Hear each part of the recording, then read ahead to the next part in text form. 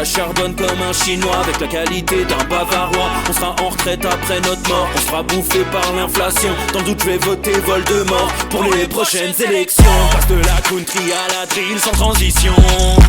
C'est pas une bonne idée de me confier cette mission.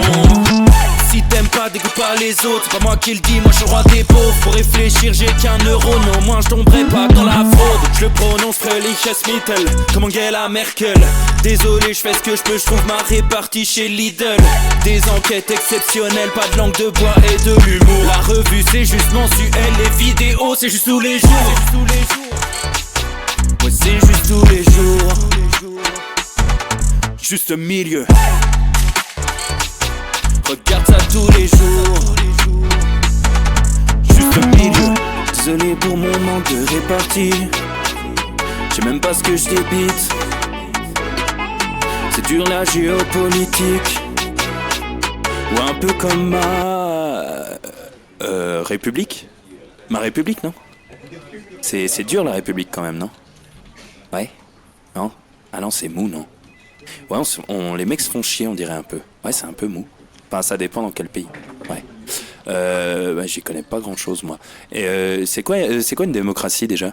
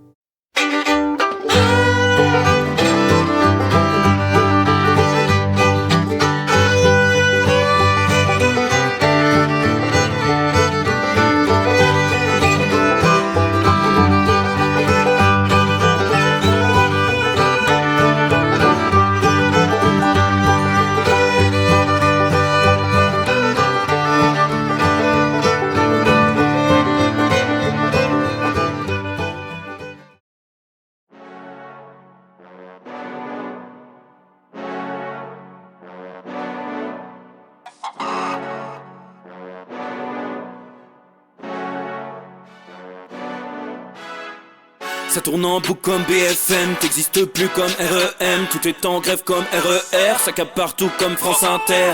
Faut pas croire tout ce qu'on dit à la télévision. Merci YouTube pour la liberté d'expression. C'est pas la vérité absolue, juste de l'info et de l'actu. Si t'as un doute sur le contenu, check les sources ou le nombre de vues. C'est pas la vérité absolue, juste de l'info et de l'actu. Si t'as un doute sur le contenu, check les sources ou le nombre de vues. Calme-toi Dimitri, la force tranquille, ça tape dans le mille. De midi à minuit, dégomme les mensonges comme des quilles. Depuis qu'il y a des séances publiques, je veux plus au cirque mais à l'hémicycle. Scandale politique et médiatique, pour rien rater il faut que tu cliques. Mec c'est Rémi, le meilleur du pire en ligne de mire. Aucun parti pris, que des avis bien réfléchis. J'suis encore bourré comme un Polac, donc j'pensais voir Laurent Ournac. J'crois que j'suis toujours à côté de la plaque, mais en politique j'sais qui est le crack. Ouais j'sais qui est le crack. Juste milieu. J'crois que j'sais qui est le crack. Ça lit des kilomètres de presse pour faire un résumé express. Ça charbonne comme un chinois avec la qualité d'un bavarois. On sera en retraite après notre mort, on sera bouffé par l'inflation. Dans le doute je vais voter Voldemort pour les prochaines élections. Passe de la country à la drill sans transition. C'est pas une bonne idée de me confier cette mission. Si t'aimes pas, dégoûte pas les autres. C'est pas moi qui le dis, moi je suis le roi des pauvres. Pour réfléchir, j'ai qu'un euro, mais au moins je tomberai pas dans la fraude. Je le prononce Fröhliches Mittel, comme Angela Merkel. Désolé, je fais ce que je peux, je trouve ma répartie chez Lidl. Des enquêtes exceptionnelles, pas de langue de bois et de l'humour. La revue c'est juste mensuel, les vidéos c'est juste tous les jours. Ouais, c'est juste tous les jours. juste milieu. Regarde ça tous les jours, juste milieu. Désolé pour mon manque de répartie, je sais même pas ce que je débite. C'est dur la géopolitique, ou un peu comme ma République. Ma République, non? C'est dur la République quand même, non? Ouais? Non? Ah non, c'est mou, non? Ouais, les mecs se font chier, on dirait un peu. Ouais, c'est un peu mou. Enfin, ça dépend dans quel pays. Ouais. Bah, j'y connais pas grand chose, moi. Et c'est quoi une démocratie déjà?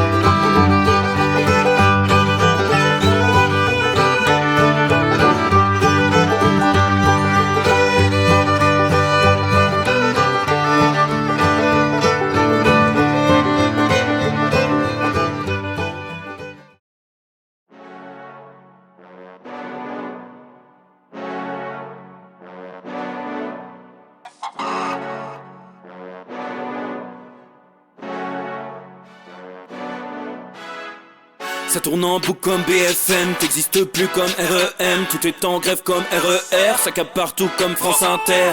Faut pas croire tout ce qu'on dit à la télévision. Merci YouTube pour la liberté d'expression. C'est pas la vérité absolue, c'est de l'info et de l'actu. Si t'as un doute sur le contenu, check les sources ou le nombre de vues. C'est pas la vérité absolue, c'est de l'info et de l'actu. Si t'as un doute sur le contenu, check les sources ou le nombre de vues. Calme-toi Dimitri, la force tranquille, ça tape dans le mille. De midi à minuit, dégomme les mensonges comme des quilles. Depuis qu'il y a des séances publiques, je veux plus au cirque mais à l'hémicycle. Scandale politique et médiatique, pour rien rater il faut que tu cliques. Mec c'est Rémi, le meilleur du pire en ligne de mire. Aucun parti pris, que des avis bien réfléchis. J'suis encore bourré comme un Polac, donc j'pensais voir Laurent Ournac. J'crois que j'suis toujours à côté de la plaque, mais en politique j'sais qui est le crack. Ouais j'sais qui est le crack. Juste milieu. J'crois que j'sais qui est le crack. Ça lit des kilomètres de presse pour faire un résumé express. Ça charbonne comme un chinois avec la qualité d'un bavarois. On sera en retraite après notre mort, on sera bouffé par l'inflation. Dans le doute je vais voter Voldemort pour les prochaines élections. Passe de la country à la drill sans transition. C'était pas une bonne idée de me confier cette mission. Si t'aimes pas, dégoûte pas les autres. C'est pas moi qui le dis, moi je suis le roi des pauvres. Pour réfléchir j'ai qu'un euro, mais au moins je tomberai pas dans la fraude. Je le prononce Mittel, comme Angela Merkel. Désolé, je fais ce que je peux, je trouve ma répartie chez Lidl. Des enquêtes exceptionnelles, pas de langue de bois et de l'humour. La revue c'est juste mensuel, les vidéos c'est juste tous les jours. Ouais c'est juste tous les jours. Juste milieu. Regarde ça tous les jours. Juste milieu. Désolé pour mon manque de répartie, je sais même pas ce que je débite. C'est dur la géopolitique, ou un peu comme ma République. Ma République, non? C'est dur la République quand même, non? Ouais? Non? Ah non, c'est mou, non? Ouais, les mecs se font chier, on dirait un peu. Ouais, c'est un peu mou. Enfin, ça dépend dans quel pays. Ouais. Bah, j'y connais pas grand chose, moi. Et c'est quoi une démocratie déjà?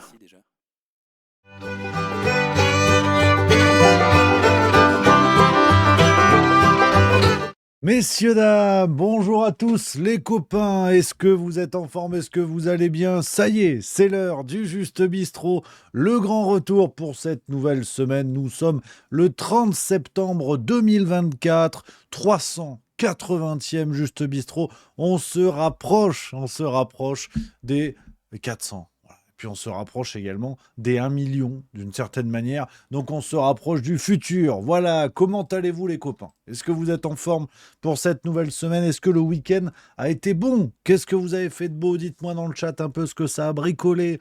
Je remercie d'entrée de jeu. Je remercie Baki Boy pour le subprime deuxième mois. Merci beaucoup camarades. Je remercie Egir Twitch pour le sub troisième mois. Hervéro pour le sub 17e mois, fidèle parmi les fidèles, j'en peux plus pour le subprime 22e mois, et Logan 1576 pour le subprime 23e mois, également Soldona pour le subprime 23e mois. Merci les copains, merci les chéris, voilà, comme dirait Cyril Hanouna, qu'on embrasse évidemment, bien sûr. On embrasse tout le monde. On est humaniste, hein. Plus le temps passe, plus on devient humaniste. C'est le plus important. Voilà. Alors, qu'est-ce que ça a fait de beau, les copains, ce week-end? Qu'est-ce que vous avez bricolé? Il fait froid. Il fait froid. Ça, c'est la nouvelle. Là, j'ai vu des articles. Un record de froid du jamais vu. En plein réchauffement climatique. Merde. Là, il y a quelque chose de bizarre, hein. Donc voilà. Voilà, ça fait plaisir. Xeldor qui nous dit: J'ai bien troll le stream de Julien Pain hier. Il a lu mon message sur le fond Marianne. J'étais mort de rire. Si t'as l'extrait, je suis curieux de diffuser ça en direct, camarade. Si t'as l'extrait et le timecode, avec plaisir. Merci à Skunk Kamikaze pour le subprime 16e mois. Bayard92 pour le sub 11e mois. Merci les copains. Poutrel 6 qui dit: J'ai bossé. Kundune 73. Bon gros bain dans le lac. Ah oui, c'est vrai. Et c'est bon encore le lac ou pas? Parce que camarade, toi, je sais que on n'est pas loin. Tu parles du lac Léman, si je dis pas de conneries. Tu parles pas du Loch-Lac. Le Loch-Lac, d'ailleurs, qui est un plat alimentaire. Et que c'est très bon, le bœuf Loch-Lac. Ça n'a rien à voir, mais je le dis, hein. C'est très très bon, hein. Loch-Lac, c'est bon. Bon, on va pas commencer à parler de nourriture. Donc, les copains, voilà, petit week-end. C'était les vacances pour le Pierreux, à juste milieu qui dit semaine travail, week-end travaux. Ah, j'espère que ça avance bien, les travaux, c'est important. Une brique par-dessus l'autre, voilà, toujours. Merci à Ishigo Bankai 38 pour le subprime 19e mois. Merci, camarade. Stealth 5. Ah oui, faut que je revienne sur le dossier parce que il n'y a pas eu juste bistrot. Alors, jeudi dernier, pour d'évidentes raisons d'apéro. Voilà, je ne vais pas vous mentir. Avec Edouard, on travaille sur un nouveau projet en plus de Juste Milieu. C'est l'univers qui s'agrandit. Edouard est sur un nouveau projet. On va vous l'annoncer très bientôt. Il est en train de bricoler. Il est en train de bricoler fort. Donc, on a calé un petit peu tout ça. Et c'est vite fait parti en cacahuète, hein, évidemment. Donc, voilà, pas de jube jeudi, vendredi. Mais lundi. Lundi, me voici de retour plein gaz. Alors, Stealth 5 qui dit: Ça a donné quoi ton initiative avec Mister France? Donc, j'imagine que tu parles de Conspiracy Watch. Eh ben, tu vois, je vais revenir là-dessus. La semaine dernière, rappelez-vous, je me suis monté le crâne sur la cagnotte Conspiracy Watch en disant: Ouais, faut les aider. L'anti-complotisme qui finance le complotisme. Eh ben, tu vois, j'avais tourné la vidéo, j'avais tout préparé, j'avais tout fait bien. Mais je suis humaniste. J'ai été rattrapé par de l'humanisme. Ça fait quelques jours que je gamberge et ce week-end pas mal aussi. Je suis pas sûr que rajouter de la polémique à la polémique, chercher le buzz pour le buzz, je suis pas sûr que ce soit une bonne chose, tu vois. Et je me suis corrigé un peu au dernier moment. Je me suis dit, ouais, en fait, on s'en cire. On s'en cire. J'ai envie de faire des trucs sympatoches avec les camarades. J'ai envie de blaguer. J'ai envie de traiter de plus de sujets. Alors, on parle d'actualité. Et ce soir, vous allez voir, dans ce Juste Bistrot, il est à l'image de ce que je vous dis. On va parler bien sûr du drame et de l'assassinat de Philippines, on va en parler, et on va parler aussi de Gramsci. Voilà, j'ai envie qu'on s'ouvre un peu les neurones, qu'on réfléchisse, qu'on se creuse la tête. Antonio Gramsci, on va parler de ça ce soir. Donc voilà, c'est le nouvel état d'esprit. Je suis pas sûr que aller chercher la connerie pour la connerie. Alors, je vois quelqu'un dans le chat qui dit: T'as fait caca culotte. Non, parce que j'ai tourné le truc, j'ai bien bricolé, tu vois, mais c'est- j'ai envie de changer petit à petit, tu vois, la boussole du juste milieu. je me dis, faut aller chercher d'autres trucs. On va chercher de la blague, on va chercher des trolls, mais franchement, par rapport à ces gars-là, je me dis, au fond, tu vois, ça peut être perçu comme au pire, ils s'en branlent, ils prennent le pognon et terminé, tu vois. Je suis pas sûr que ça ait été malin, en fait.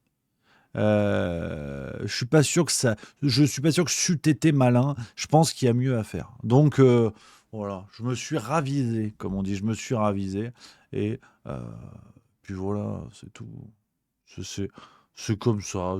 Je l'ai décidé, tu sais. Il se passe des choses, hein, il se passe des choses dans la vie.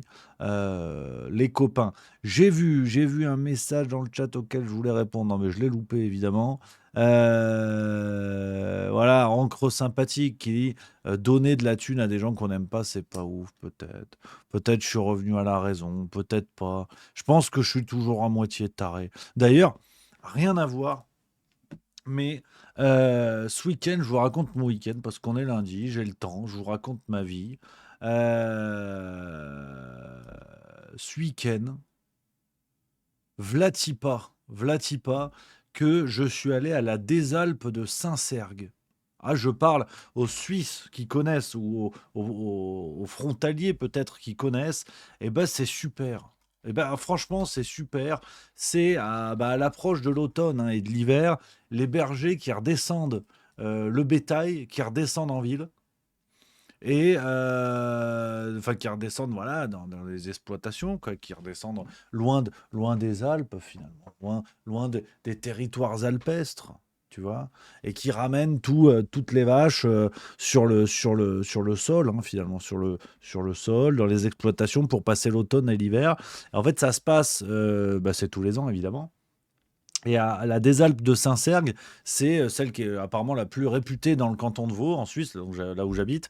Et ben c'était génial. Ah, franchement, c'était génial, les amis. Je vous partage ça. Alors, c'est un peu mon week-end, mais on s'en fout. Mais ça aboutira sur une petite réflexion que je voulais vous partager. Alors, par contre, c'est suisse, hein. Il y a du drapeau suisse, il y a de la tenue traditionnelle, il y a du corps des Alpes. C'est extraordinaire. On aime les traditions, les traditions, ça fait plaisir. Tu vois, je vous montre un petit article. Bon, ça, c'était celui de 2017, mais pour vous donner une idée, tu vois, là, avec les petites photos, c'est sympa comme tout. Puis après, évidemment, tu as du stand pour la fondue, tu as du stand pour le vin, tu te régales, hein, tu te régales, tu vois. Tu as plein de petites photos là de 2017. Alors apparemment, ça marche pas, mais voilà, tu vois, c'est génial, tu vois. Tu as des vaches, on adore, tu vois, voilà, le plancher des vaches, voilà, impeccable. Tu as les vélos aussi, c'est super. Enfin bref, on se régale, on se régale. Alors pour le coup, ça, c'est pas celle de Saint-Cergue, mais là, tu vois, vous l'avez, voilà. Bon, vous voyez ce que c'est une vache. Vous voyez ce que c'est Marlène Schiappa, vous voyez ce que c'est la des Alpes. Mais pourquoi je vous dis ça? Je voulais vous partager ça parce que dans cet élan positif dans lequel j'ai envie d'être en ce moment, le fait de voir, donc il y a plus de 700 vaches, hein, il y a plusieurs troupeaux qui passent et tout ça, avec plein de familles différentes, donc c'est vraiment chouette. Mais le fait de voir, en fait, tu vois les bergers, les familles de bergers qui sont avec leurs troupeaux, qui descendent, qui traversent, tout le monde applaudit, c'est chouette.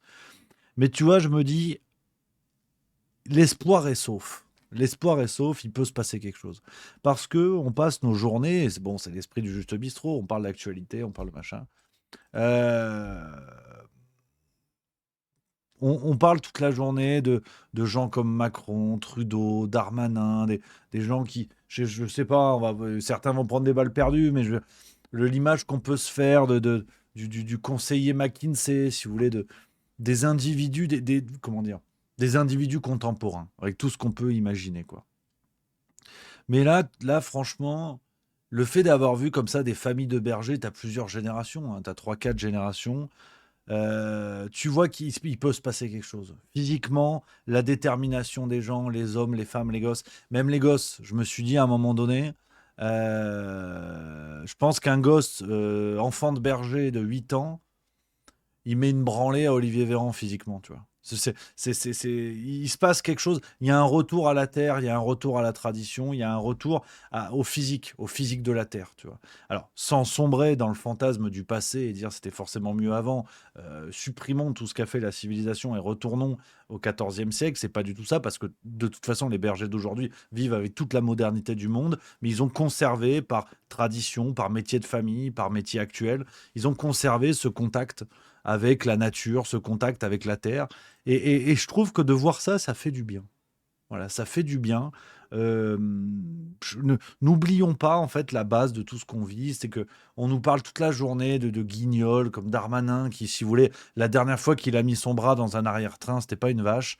Et je trouve ça bien. Je trouve ça un peu naïf comme message, mais je voulais vous le partager parce qu'on l'oublie un peu beaucoup. On oublie, et moi le premier, hein, on a tous pris position pour venir en aide à nos agriculteurs quand c'était chaud pour eux au niveau des réglementations et que les tracteurs étaient sortis pour bloquer des coins de France. Mais je pense que ce qui peut aussi aider nos agriculteurs, c'est de s'intéresser à ce qu'ils font. C'est-à-dire le week-end, on va voir les agriculteurs, ah ouais, comment ça marche, comment ça bricole. Je suis sûr qu'il y a plein de gens qui seraient très heureux de partager leur métier, partager leur quotidien. Tu as sûrement une pelletée de connards aussi, qu'on soit bien d'accord, hein, mais c'est comme dans tout milieu, comme dans tout métier. Mais n'oublions pas que ça fait aussi partie du lien, c'est-à-dire aider des gens, mais voir ce qu'ils vivent, comprendre ce qu'ils vivent aussi. Et je crois que les agriculteurs, on a beaucoup d'empathie, hein, évidemment, on a envie de les aider, de les accompagner, de faire tout ça, mais beaucoup, et moi le premier, ignorent la réalité de leur boulot. Et je t'assure que quand je les ai vus, donc du coup à la des Alpes, là, à Saint-Cergue, tu prends un peu une gifle d'humilité. C'est-à-dire que sans parler avec eux, tu sens dans leur regard, dans leur physique, que ce sont des types qui se lèvent à 6 heures, qui se couchent à 21 heures. Enfin, qui finissent de bosser à 21 heures. Et qui bricolent bien plus que des tableaux Excel à la défense. Et il faut tout pour faire un monde, il n'y a pas de problème. Mais je pense que je préfère recevoir des leçons d'agriculteurs, ceux qui vont venir me voir en me disant ouais, bon, avec ton Twitch et ton ordinateur, t'es une trompette, plutôt que prendre des leçons par Michel Barnier, en fait. Si vous voulez, qui sont des gens, on parlait de sang bleu à l'époque, parce qu'ils n'avaient tellement rien fait de leurs mains qu'on voyait les veines. Je pense qu'aujourd'hui, ils sont fluo, tellement ils branlent rien, tu vois. Je parle en termes de métier, après je ne vais pas sous la couette des gens. Mais voilà, petit rappel un peu naïf, mais j'avais envie de vous partager ça, vous partager cette réflexion, les amis, de ne pas oublier ce qui est en bas de la chaîne. C'est que je pense que dans la communauté juste milieu, on a tous une sorte d'empathie naturelle pour soutenir pour le bas de la chaîne, soutenir ces métiers qu'on oublie, que la société oublie. Mais au départ, c'est ça en fait. Tant qu'on ne nous fait pas bouffer des insectes, si on peut s'envoyer des gros légumes stylés, si on peut s'envoyer de la côte de bœuf qui régale, si on peut se l'envoyer de la côte de porc, c'est grâce à nos collègues, les agriculteurs, les exploitants de bœuf, de porc, de poules, de poulets. Voilà, donc de volailles plus largement. Donc voilà, petit message, nos régions ont du talent. Mais je voulais vous partager ça parce que ça m'a fait plaisir. Et tu vois, c'est un truc. Alors, je lance un appel. Je lance un appel officiellement. Mais j'en avais déjà parlé en plus une fois. Mais très sérieusement, je pense que assez vite, assez bientôt, comme on dit pas d'ailleurs, début 2025, mi-2025, j'aimerais bien arrêter juste milieu pendant 2-3 semaines, pas de panique, et aller bosser dans une ferme. Voilà. Donc si quelqu'un regarde le Juste Bistrot, si vous avez des gens autour de vous qui sont chauds à recevoir un pangolin, alors je vais bosser dans la ferme, je dis pas que si je ramasse des légumes, j'ai pas dit que je les mangeais pas. Mais juste pour dire que c'est vraiment quelque chose qui m'intéresserait, pas pour faire une vidéo, on s'en branle, hein, pas ouais, inside, je ramasse une courgette. Non, non. On éteint tous les téléphones, on éteint les ordinateurs. Pendant 2-3 semaines, il n'y a plus rien. Ça fait plaisir à tout le monde. Et voilà, j'aimerais bien faire ça, histoire d'avoir un tout petit peu cette expérience-là. Après, c'est rien par rapport aux gens qui font toute leur vie là-dedans. Mais voilà, l'appel est passé. L'appel est passé, on n'est pas le 18 juin. Mais je voulais vous parler de ça, les copains, parce que ça me plaît, ça me plairait. Et je pense que c'est important, tu vois. Demain, je suis président de la République, service national universel, je sais pas quoi, ça dégage, c'est de la merde. Tous les jeunes qui déboulent, soit ceux qui sont déterminés, soit tout le monde. On fait un stage dans l'agriculture, on fait un stage dans les métiers où il y en a besoin, dans les métiers où ça bricole, où il faut des mains, où c'est la galère, et on y va. On y va plein gaz. On va pas faire des flash mobs, là, je sais pas quoi, avec un polo made in China. Non, non. On va dans les boulots, on va à l'usine, on va dans ces trucs-là. Et moi, ça me plaît. C'est pas c'est pas comment dire, de la démagogie un peu à 2 balles. C'est retour à la base. Voilà, retour à la base. Et je pense qu'au-delà de l'empathie naturelle qu'on a, c'est bien aussi de se rapprocher de nos collègues agriculteurs. On en a tous autour de nous. On peut se faire des copains et on bricole. Voilà. Voilà les amis, je voulais vous partager ça pour ouvrir l'émission. Voilà, petite note positive. C'est le nouveau Juste Bistrot. On est sympa, on est ensemble, on déconne, on se régale. Voilà, c'est sympa. Les amis, voilà, et je prends le message dans le chat, il y a beaucoup de messages. Le Forp qui dit: Je suis dans le monde agricole et je suis jeune, un milieu comme tant d'autres, à bout de souffle. Et voilà, soutien camarade, absolument. Stealth 5 qui dit: Moi je suis dans l'élevage d'enfants, si ça te dit. Alors attention, parce que si tu disais ça sur le plateau de Morandini, il déboule chez toi dans 3 minutes. Donc attention quand même à ton propos. Voilà. Alors, les amis, je le redis, vous connaissez la guinguette comme d'habitude. Twitter, Facebook, les copains qui nous regardent par là, vous êtes déjà très nombreux. Venez sur Twitch nous donner de la force. On fait péter l'algorithme. Et ça fait plaisir. Voilà, il y a Londusboob66 que j'embrasse qui dit: Salut Rémi, la bise de Bretagne, j'ouvre une bière avec vous. Bah, j'espère que tu vas bien, camarade. Je t'embrasse également, bien évidemment. D'ailleurs, en parlant d'algorithme, les copains, là, je fais un petit sondage. C'est pour ça aussi, venez sur Twitch, les copains de Twitter et Facebook. Comme ça, vous pouvez participer, hein. Je prends que le chat de Twitch pour avoir des réponses, mais là, avec l'équipe Juste Milieu, on a un affreux doute en ce moment. Après, on parle de l'actualité, je vais vous en parler, vous inquiétez pas.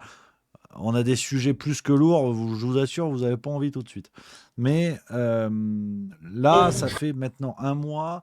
On avait eu l'histoire des désabonnements involontaires. Bon, ça, j'ai l'impression que ça concerne un peu tout le monde, donc tant pis. On fait des rappels de temps en temps, mais tant pis. Mais là, par contre, je commence à avoir d'affreux doutes sur le nombre de vues sur la chaîne. Alors, c'est pas une course à la vue. Les vidéos qu'on a envie de faire, on les fait. Ça marche, tant mieux. Ça marche pas, c'est pas grave.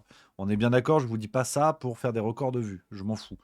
Mais la dernière vidéo qu'on sort sur Notre-Dame de Paris est à 45 000 vues au moment où je vous parle, et on a des ratios qu'on n'a jamais vus sur Juste Milieu.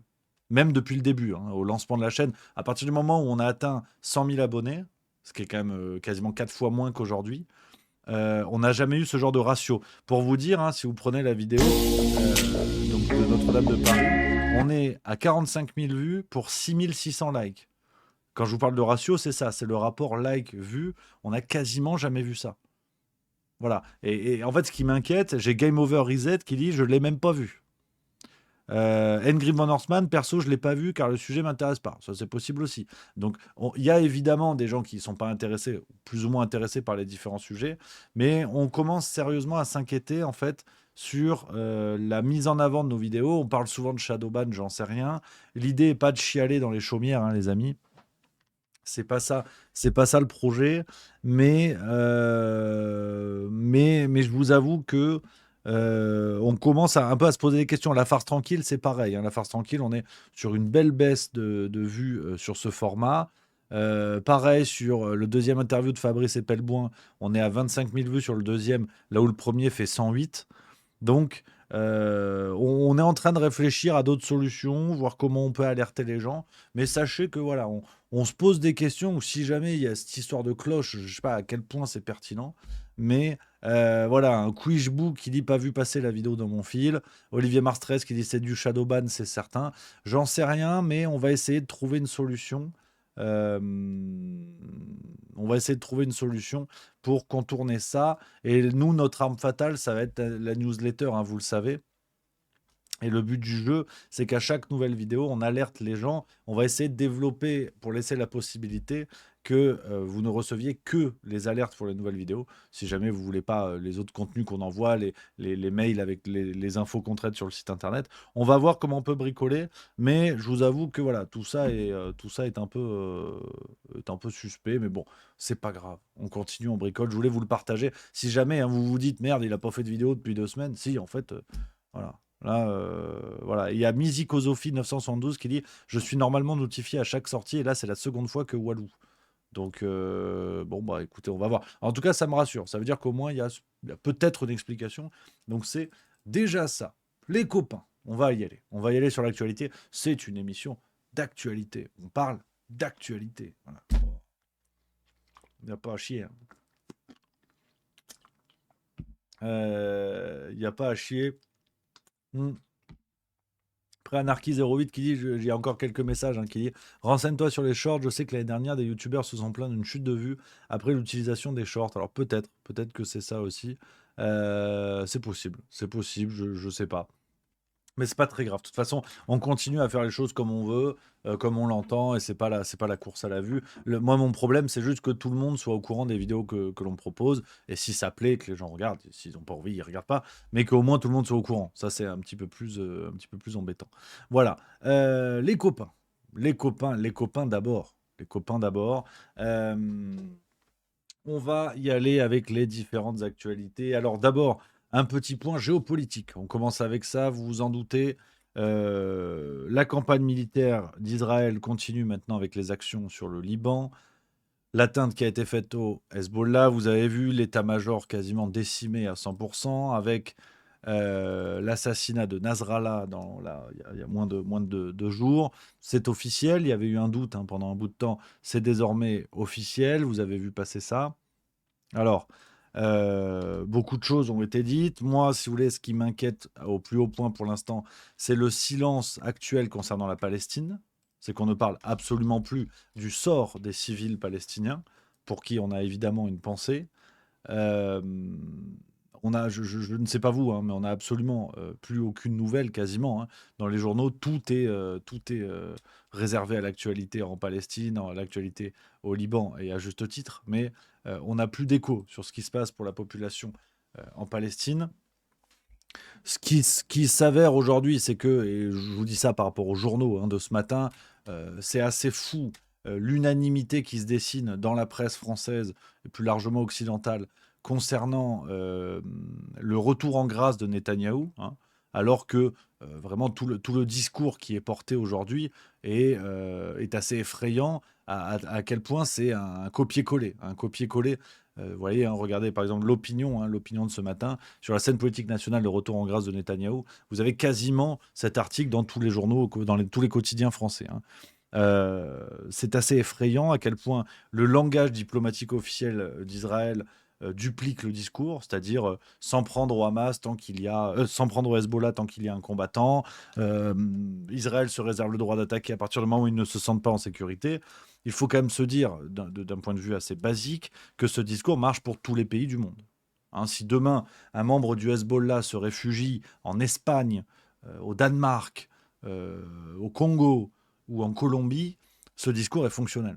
Ce discours est fonctionnel et Israël peut taper n'importe où à partir du moment où il y a une menace. Donc ce discours est bien sûr gravissime, ça passe comme une lettre à la poste, parce que là désormais on est dans un discours purement militaire, d'intervention militaire. Rappelons quand même que tout cela commence avec l'attaque terrible du 7 octobre, attaque terroriste évidemment, du 7 octobre, et la volonté d'Israël de libérer les otages. On n'a plus Est-ce que quelqu'un entend parler aujourd'hui des otages Là, on a plus rien en vérité. Euh, pour vous dire, je vous lis ce qu'explique l'opinion. Les opposants à ces projets de réforme de la justice sont, eux, toujours aussi nombreux. Ils ont rallié les familles des otages qui demandent aux dirigeants d'accepter un accord avec le Hamas, mais Benjamin Netanyahou reste inflexible et regagne la confiance de l'électorat le plus conservateur. Ni Benny Gantz, qui a quitté le cabinet de guerre en juin, ni Yair Lapid, ces 2 principaux opposants centristes, n'ont réussi à capitaliser suffisamment sur ces tergiversations. Donc, je rebondis, il y a eu Fovni76 qui dit non, ça commence pas le 7 octobre. Oui, je suis complètement d'accord. Cette nouvelle phase du conflit commence au 7 octobre. Le conflit israélo-palestinien commence quasiment en 1948, ça, on est bien d'accord. Mais ce qui se passe aujourd'hui dans le discours, c'est assez effrayant. On a vraiment des épisodes qui se sont lissés. Le discours occidental dans les médias, en tout cas français, euh, et basique, qui nous explique, voilà, il se passe ça, des civils sont bombardés au Liban, et puis bon, bah, voilà, il y a une sorte de, comment dire, il y a une sorte d'habitude qui s'est installée, de cruelle habitude qui s'est installée, et je voulais rebondir avec vous là-dessus parce que, très clairement, euh, on ne sait pas où est-ce que tout ça va s'arrêter. On a des comportements qui sont de l'ordre du spectacle. Je pense par exemple à la position américaine. Joe Biden, il y a eu le sommet de l'ONU ces derniers jours. Joe Biden qui s'exprime, qui réitère son soutien des USA à Israël.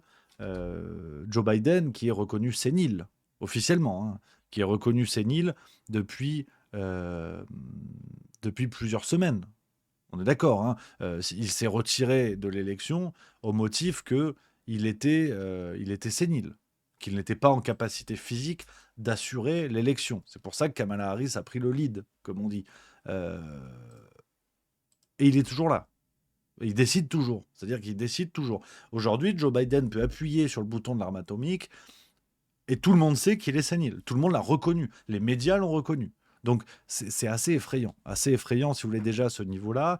On a également, alors, est-ce que c'est un élément médiatique ou pas? On a cette décision de Benjamin Netanyahou qui apparemment aurait commandé l'assassinat de Nasrallah directement depuis l'ONU, avec cette fameuse photo, hein, qui a été publiée, où on le voit à l'ONU au téléphone. Apparemment, il aurait commandité l'assassinat à ce moment-là. Enfin, le symbole est terrible, hein, le symbole est terrible, bien évidemment. Mais en attendant, tout suit son cours assez logiquement. On a cet argument de chaque menace faite à Israël doit être éradiquée, et en attendant, les populations subissent ça. On a des milliers de personnes sur les routes aujourd'hui en exode du côté du Liban, donc c'est vraiment effrayant à quel point euh, tout ça s'installe comme un événement qui suit son cours, et comment dire, les bombardements, les morts civiles sont de moins en moins graves. Ça se lisse comme quelque chose qui se répète, si vous voulez. Et avec des comportements médiatiques, évidemment, qui sont, qui sont complètement sidérants, hein, complètement sidérants. Je vous donne un exemple dans cet article de LCI pour vous dire, soyons prudents, hein, sur les médias, vraiment les amis. Je crois qu'aujourd'hui, si on veut en savoir plus sur cette situation, il faut aller dans les librairies, éteignez la télé, hein, je vous en supplie, parce que la façon de traiter les événements au jour le jour est le pire ennemi du cerveau et de l'intelligence, hein. On n'a que des intervenants qui disent des dingueries, qui ne prennent aucun recul historique et qui n'osent pas le prendre d'ailleurs à cause de la propagande qui s'installe, la propagande pro-occidentale qui est installée. Donc c'est assez terrible. Regardez par exemple, hein, cet article de LCI qui évoque, je voulais vous montrer ça parce que c'est vraiment sidérant, qui évoque à ce moment-là, voilà, vous voyez la fameuse photo, hein, de Netanyahou, elle est ici. Apparemment, ce serait à ce moment-là qu'il aurait commandité l'assassinat. On a cette information, si vous voulez. 80 bombes qui auraient été larguées, hein, si vous voyez. Là, voilà. De hauts responsables ont déclaré au quotidien américain que plus de 80 bombes avaient été larguées sur une durée de plusieurs minutes pour tuer Nasrallah. Le Wall Street Journal indiquant lui, que le bunker avait été frappé avec 80 tonnes de bombes. On est d'accord, 80 tonnes de bombes. Ça fait plusieurs bombes différentes. Il existe différents types de bombes, 250 kg, 500 kg, notamment des bombes qui ont été livrées par les Américains. On est d'accord. Et bien regardez comment ça se transforme dans la bouche d'Hugo Micheron, docteur en sciences politiques, assistant prof à Sciences Po, machin, tout bien, hein, tout bien, tout bien. Regardez ce que le mec nous lâche. Bernard Guetta, l'eurodéputé, était à votre place tout à l'heure, spécialiste aussi de géopolitique, et il nous disait le Hezbollah, Israël a gagné la guerre contre le Hezbollah est détruit. C'est aussi votre sentiment ce matin? Peut-être pas détruit. Par contre, ce qui est certain, c'est extrêmement diminué. Je pense que le Hezbollah, aujourd'hui, la base du Hezbollah au Liban est extrêmement déboussolée, et pour cause, le chef vraiment charismatique, en place depuis 30 ans, et qui est même plus que ça, enfin qui était l'incarnation même du Hezbollah, Nasrallah, a été tué dans ce bombardement très impressionnant. Il faut rappeler aussi les moyens déployés. Une bombe de 83 tonnes qui est tombée sur le siège du Hezbollah. Et Voilà. On te parle de 80 bombes, et en tout cas 80 tonnes de bombes au pluriel, ça se tient. Et ça devient dans la bouche de ce monsieur une bombe de 83 tonnes. Donc si vous voulez, je travaille pas dans l'armement, mais une bombe de 83 tonnes, faut pas déconner non plus. Parce que t'en fais péter des trucs. Donc voilà où on en est, si vous voulez. Voilà le sérieux avec lequel tout ça est traité. On l'avait vu avec l'Ukraine, on continue de le voir aujourd'hui. Ça continue, hein, ça continue sans aucun problème. C'est assez sidérant, c'est vraiment assez sidérant. Pour vous donner un ordre d'idée, les amis, je prends le comparatif parce que c'est important pour comprendre à quel point c'est absurde ce que dit ce monsieur. la bombe qui a été larguée sur Hiroshima en 1945 faisait 4000 kilos, donc 4 tonnes. Le mec t'explique qu'en fait, on a largué une bombe de 83 tonnes. Donc, voilà un petit peu le délire, en fait, le délire dans lequel on est. C'est pour ça que vraiment, je vous invite, les amis, quelles que soient vos opinions, quelles que soient vos idées, et chacun, bien sûr, pense ce qu'il veut, et c'est pas le sujet, mais lisez, regardez des documentaires, renseignez-vous, mais surtout, ne suivez pas l'actualité au jour le jour sur ces sujets aussi graves. Je vous en supplie, quoi. Je vous en supplie. Ne faites pas ça. Voilà, ne faites pas ça. Lisez des livres, renseignez-vous. N'ayez pas peur de douter, n'ayez pas peur d'apprendre, n'ayez pas peur d'avoir des opinions, mais surtout ne vous renseignez pas avec les guignoleries, je veux dire, qui passent de l'Ukraine à la Palestine, au Liban, puis le Covid, puis ce que vous voulez, comme on passe d'un résultat de foot à un résultat de rugby. Ces gens-là ne sont pas sérieux. Et je crois non plus la conscience que l'on parle de vie humaine. Vous savez, c'est la position que j'ai avec Juste Milieu depuis le début, c'est-à-dire on a des opinions, on a des idées, il y a une propagande médiatique qui est en place, ça, il n'y a pas de souci, mais à un moment donné, on parle de vie humaine. J'ai un gosse de 8 ans, je ne vois pas à quel moment il est combattant du Hamas, du Hezbollah, de la Russie, de je sais pas quoi. Donc voilà, il y a aussi un bon sens humain à avoir, à développer, et ça, personne ne peut nous l'enlever, sauf nous, si on accepte de se l'enlever nous-mêmes et qu'on tolère leur dinguerie tous les jours, où aujourd'hui on nous impose, je vous passe même pas la séquence parce que c'est symbolique d'un entre-soi, c'est symbolique de tellement de choses. On a le fils de Sarkozy, Louis Sarkozy maintenant qui est intervenant à la télé. Sur LCI, on n'en peut plus. Donc je donne même pas la moindre once d'importance à la parole de ce monsieur qui est là pour son nom de famille et qui en plus vient nous raconter des dingueries pour participer au concerto médiatique sidérant et inhumain dans lequel nous sommes. Donc pensez ce que vous voulez. Euh, Toutes les opinions sont à respecter, mais lisez, n'ayez pas peur de douter, n'ayez pas peur d'apprendre, n'ayez pas peur d'avoir tort. Et je vous en supplie, ne vous contentez pas de ça, hein, qu'on soit bien d'accord. Les amis, je prends 2 petits messages qui m'ont fait plaisir. Un bisou à ma Jeanne, qui est dans le chat, que j'embrasse, évidemment. Voilà, je t'embrasse très fort, on peut le dire, voilà, avec grand plaisir. Et un bisou également à Bois d'Arbre, 1971, et ça c'est mignon. Vous avez vu, le nouvel esprit juste au milieu est là. Il dit: Salut mon fils et moi, paysan de montagne, producteur de lait pour le gruyère et attaché aux traditions. Ton passage sur notre métier m'a juste foutu la chair de poule. Juste merci. Mais bisous, camarades. Bisous.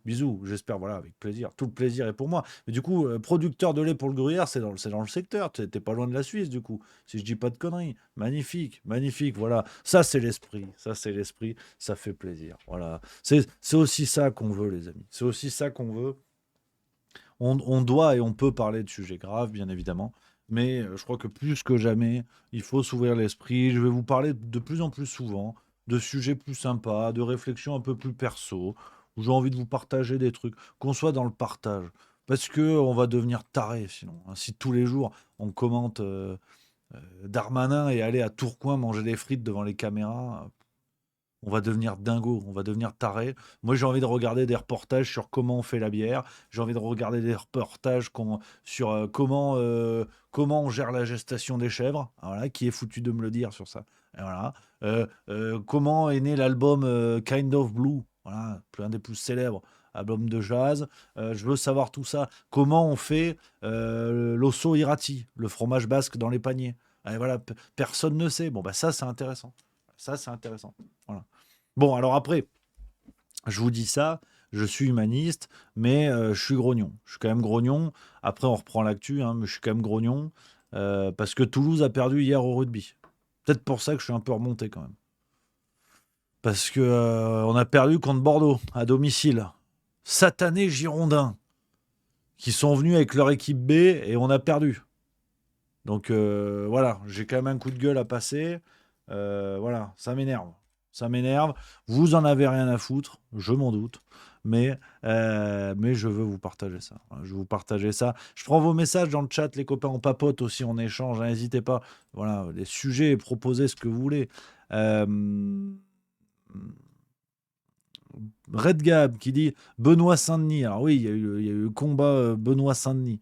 Benoît Saint-Denis, alors, j'y connais rien en MMA, je ne vais pas vous mentir. Pour moi, MMA, c'est zéro blabla, zéro tracas. Donc, à mon avis, c'est pas ce que vous voulez entendre. Donc j'ai aucune idée. J'ai vu qu'il s'était fait taper par un Brésilien qui avait fait un discours sympatoche. On va se le mettre si ça peut vous rassurer. Mais mais voilà, non, j'en sais rien en fait. J'en sais rien, j'essaie de suivre à droite à gauche. Alors, je lis l'équipe, hein. Je lis l'équipe, bien évidemment. Donc, je suis quelqu'un quand même de sérieux. Mais c'est vrai que l'espace sport auto et combat, c'est pas mon truc. C'est pas mon dada. Mais bien évidemment, je salue et j'embrasse hein, tous les combattants dans la mesure où ils me mettraient une branlée, hein, bien évidemment. Donc voilà. Mais l'adversaire de Benoît Saint-Denis, donc, qui est un un combattant du UFC de très haut niveau, hein, qui est reconnu dans le monde entier. Son adversaire brésilien, Moicano, je sais pas comment on dit, là, comme ça, là, les caliente. Il nous a fait un discours sur le ring en France, qui plus outre. Et voici ce qu'il nous a dit. Paf.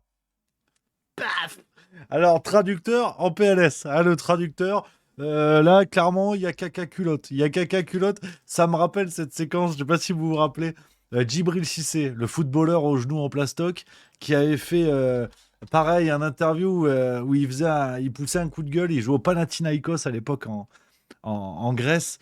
Et c'était le même délire. C'était le même délire. Et le traducteur en sueur, écoutez. C'est pas le fait d'être éliminé, parce que ça arrive. Διότι το θέμα δεν είναι ότι χάσαμε την πρόκριση, αυτό μπορεί να συμβεί. C'est le fait de... Je vais parler mal, mais bon, je vais le dire. J'ai le sentiment de m'être fait niquer aujourd'hui. Θα το πω άσχημα ενδεχομένως, αλλά έχω την αίσθηση ότι σήμερα με επιδείξανε. Parce que quand on monte 7 minutes et qu'on prend un but à la 7:40, Διότι όταν έχουμε 7 λεπτά χρόνου και δεχόμαστε τέρμα στα 7 λεπτά και 40, j'appelle ça me faire enculer. καταλαβαίνετε πραγματικά ότι είναι αυτό που είπα πριν. La tête du traducteur, elle est extraordinaire. Je parle pas grec, hein, j'adore les feuilles de vigne, ceci dit, mais elle est extraordinaire. C'est un petit peu pareil. Tu sens le traducteur du combattant, là, Choikano, Koikano, Moikano, là. À fuck Macron, il a dit zut, la politique. Non, et c'est pas ce qu'il a dit. Il aurait dû traduire le respect de la langue, c'est très important. Donc, assez extraordinaire cette séquence. Donc, bravo aux combattants hein, qui résume quand même pas mal ce que pensent beaucoup de gens, hein, de Français non seulement, mais aussi à l'international. Et voilà, c'est assez bluffant à quel point tout ça devient de plus en plus évident, de plus en plus marquant. Hein, désormais, j'ai l'impression qu'il n'y a que les Français qui ne voient pas que ça part en couille. C'est quand même extraordinaire. Macron, il va au Canada, il se fait huer. Alors, il se fait huer en québécois. Et ça vaut quelque chose parce que, écoutez, il y a quelques petites séquences hein, qui sont sorties sur les réseaux. Je vous les montre tant qu'on est dans la phase le pouvoir prend cher.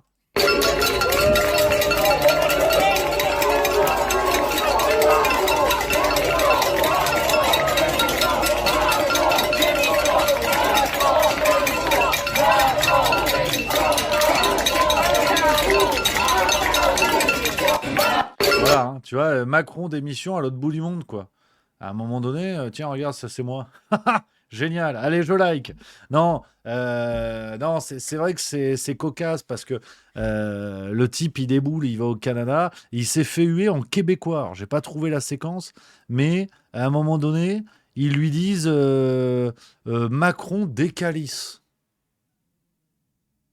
Bon, c'est du québécois. On embrasse nos amis québécois, évidemment. Mais Macron décalisse, tu vois, le mec se fait huer dans toutes les langues. Il était parti en Algérie dans une boutique de rail. Alors, c'est pas, voilà, c'est pas la boutique de produits dérivés de Palmade. Boutique de rail, la musique. Faudel, Cheb Mami. 1, 2, 3, soleil. Pareil, il s'était fait latter, tu vois. Et là, il va au Canada, Macron décalisse. Je pense que Macron, c'est le seul type. Il peut débouler en Antarctique. T'as un pingouin, mais loin. Mais pourtant, un pingouin, la mobilité du pingouin, c'est pas extraordinaire. Voilà, je suis allé je suis allé à Océanopolis à Brest, donc j'ai vu un petit peu manchot, pingouin, voilà. Tu vois, bon, c'est pas le... Bon, petite parenthèse manchot, parce que j'adore les animaux marins. Bon, franchement, hein, j'en ai vu des branleurs. J'ai déjà regardé plusieurs fois Public Sénat le mercredi après-midi à l'Assemblée nationale. Mais franchement, le manchot, c'est pas brillant. C'est pas le... Putain, tu sais, t'as un bel aquarium, ils ont un truc flambant avec des décors et tout, c'est joli comme tout. Moi, j'étais avec ma Mignon, on était waouh. Et alors, tu sais, ils sont tous comme ça, tu sais, ils se regardent, puis à un moment, tu sais pas pourquoi, il y en a un, il plonge, et l'autre, tiens, c'est comme ça. Alors, je me suis dit, tiens, c'est le maître nageur, peut-être qu'il est rémunéré pour surveiller ses potes manchots, qui se disent, voilà. Non, à un moment donné, tu sais pas pourquoi, l'œil ne bouge pas, hein. Vraiment, on dirait Michel Barnier, tu vois. Plouf, il plonge. Alors, tu sais pas pourquoi. Puis il remonte. Il remonte, il sèche, plouf, ils repartent. Alors, je sais pas qui est le plus con, hein, entre le manchot et moi et ma milieu qui étant devant la vitre en disant mais merde, c'est quand même dingue ce rythme de vie. Il joue le SMIC, c'est quoi le truc? Et assez extraordinaire. Assez extraordinaire. Et c'est vrai que je pense que Macron se pointe en Antarctique. Alors, je sais pas où ça vit, les manchots. En Antarctique, en Arctique, chez Picard, je sais pas. Mais je pense que là-bas, il se prend un doigt d'honneur par un manchot. Et il peut nous énerver, les manchots. Donc, je trouve ça assez extraordinaire. Alors, pardonnez-moi, hein, pour cette petite parenthèse, hein, vous connaissez la maison, hein. Quand je tiens un truc, j'y vais, hein. Pour ça, les spectacles durent 15 heures, hein. Le spectacle, c'est très très long, hein. C'est une expérience sociale, hein. Le spectacle zinzin, c'est une expérience sociale. D'ailleurs, je le redis parce que la transition est toute trouvée. C'est Pau. C'est Pau, le 12 octobre, hein. Ça va être énorme. Ça va être énorme, les amis. On a vendu déjà plus de 230 billets pour la date à Pau. Le 12 octobre 2024, je vous mets le lien dans le chat si vous voulez, les copains. Ça va être énorme. Ça va être une ambiance de taré. C'est à Gand, donc on est à même pas 10 minutes de Pau, c'est juste à côté. Ça va être complètement zinzin. Salle municipale. En plus, on a la salle à nous jusqu'au lendemain, donc le soir, on va pouvoir papoter, boire des coups, faire la fête. Donc ça va être une date de fou furieux, je vous le dis déjà. Il reste plus trop de place. Ça avant, je vous l'ai dit, on est à 230. Ça peut aller jusqu'à 300, 350. Il reste 2 semaines.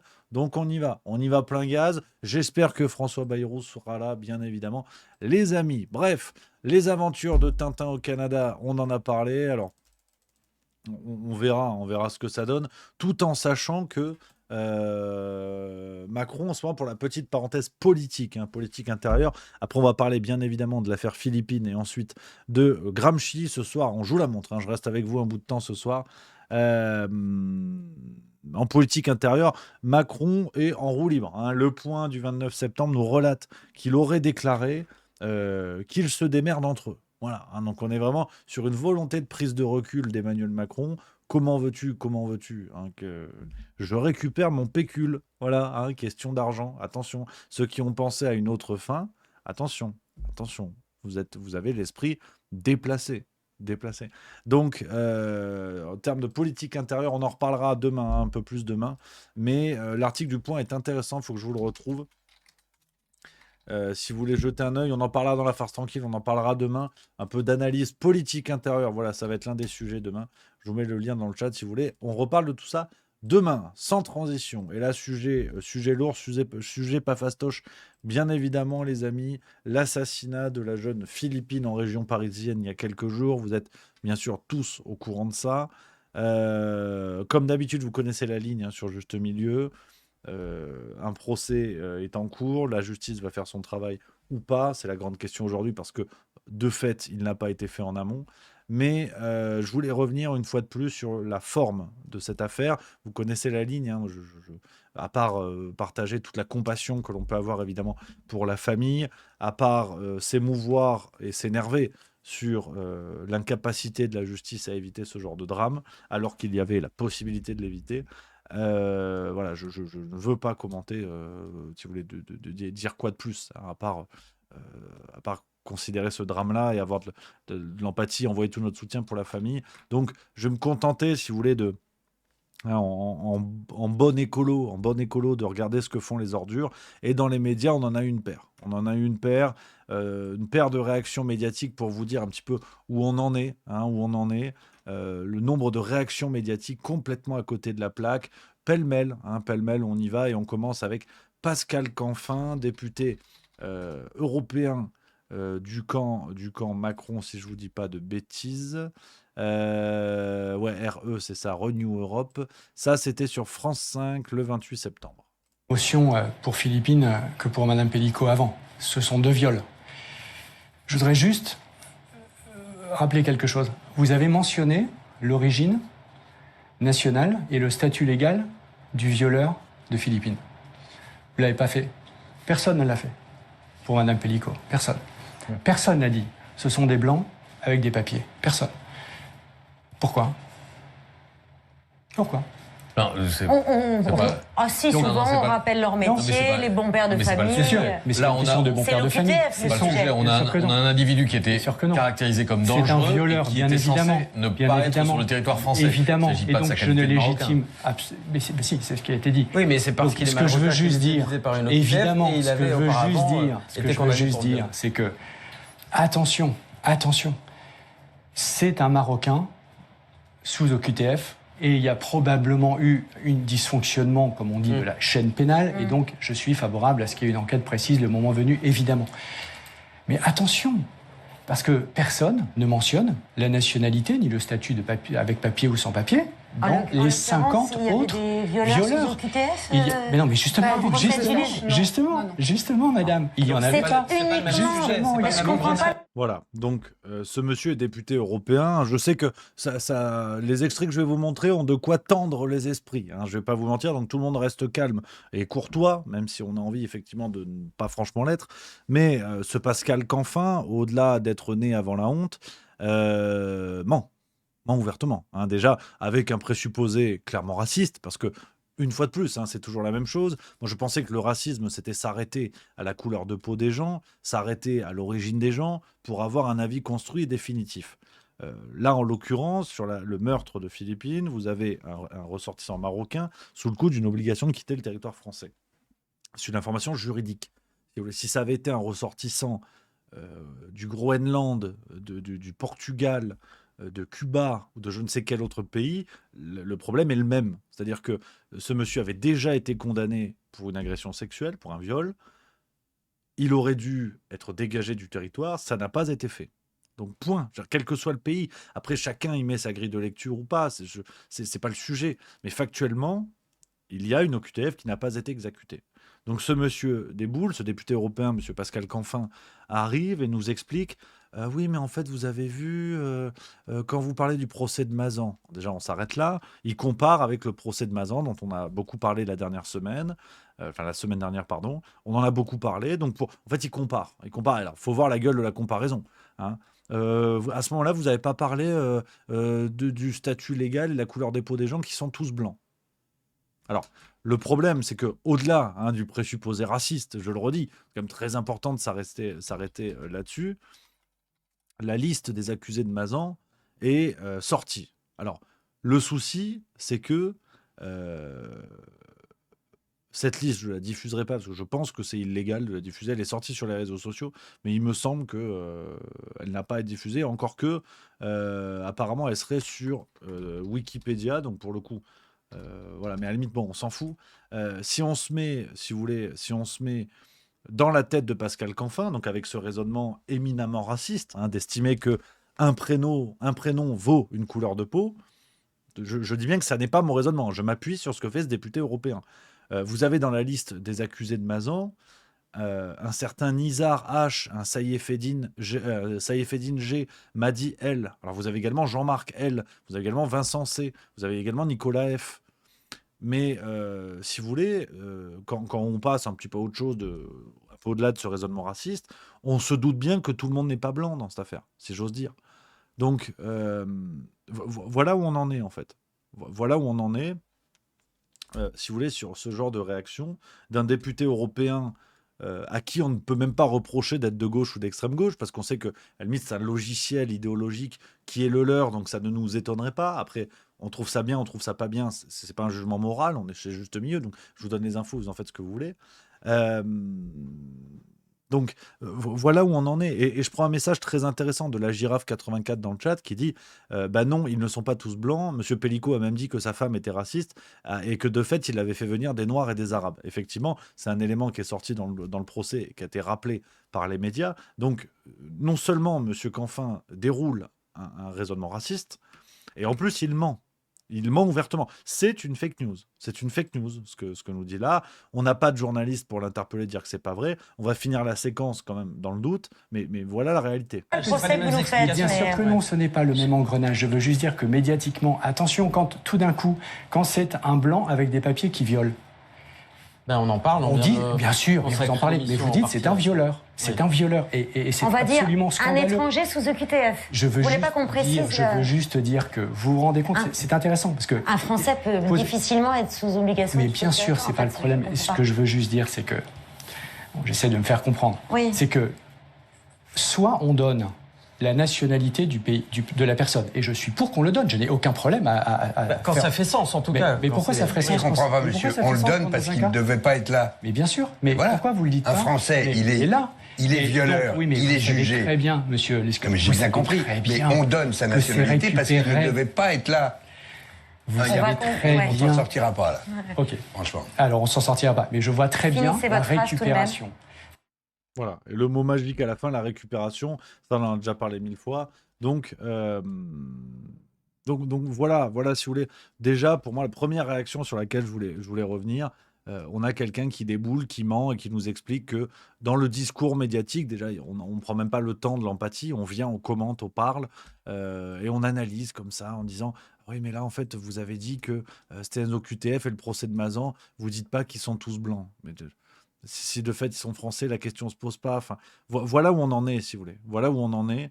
L'état d'empathie des gens et de nos médias, voilà ce qui en ressort. Donc c'est quand même assez effrayant. On continue, parce que j'ai plusieurs séquences, malheureusement. Avec Alice Coffin, féministe parmi les meilleurs, hein, la Champions League de nos néo-féministes de plateau. Bon, ça se passe de commentaires. Prison aussi. Pourquoi est-ce qu'on discute uniquement que tout de suite on fait des liens avec des questions d'OQTF, des questions de les Marocains? Ça y est, Est-ce que j'ai parlé de ça? J'ai dit moi de prison. Mais c'est factuel. Non, mais c'est la Oui, discussion. oui. Si vous Oui, regardez oui. sur l'ensemble des médias, Ouais. vraiment ça discute là-dessus Oui, quand mais même, c'est- ou parce que c'est politique, des factuel. discours politiques. Non, ce qui est factuel aussi. Je vais vous faire un petit slogan du mouvement de libération des femmes qui était un violeur est un violeur est un homme. Je veux dire, pourquoi c'est pas moins factuel de poser quand même le problème de la masculinité? Si on veut changer des lois, vous voulez changer des lois? Les mêmes qui sont en train de dire faut dire sur ci, faut dire sur ça par rapport aux étrangers.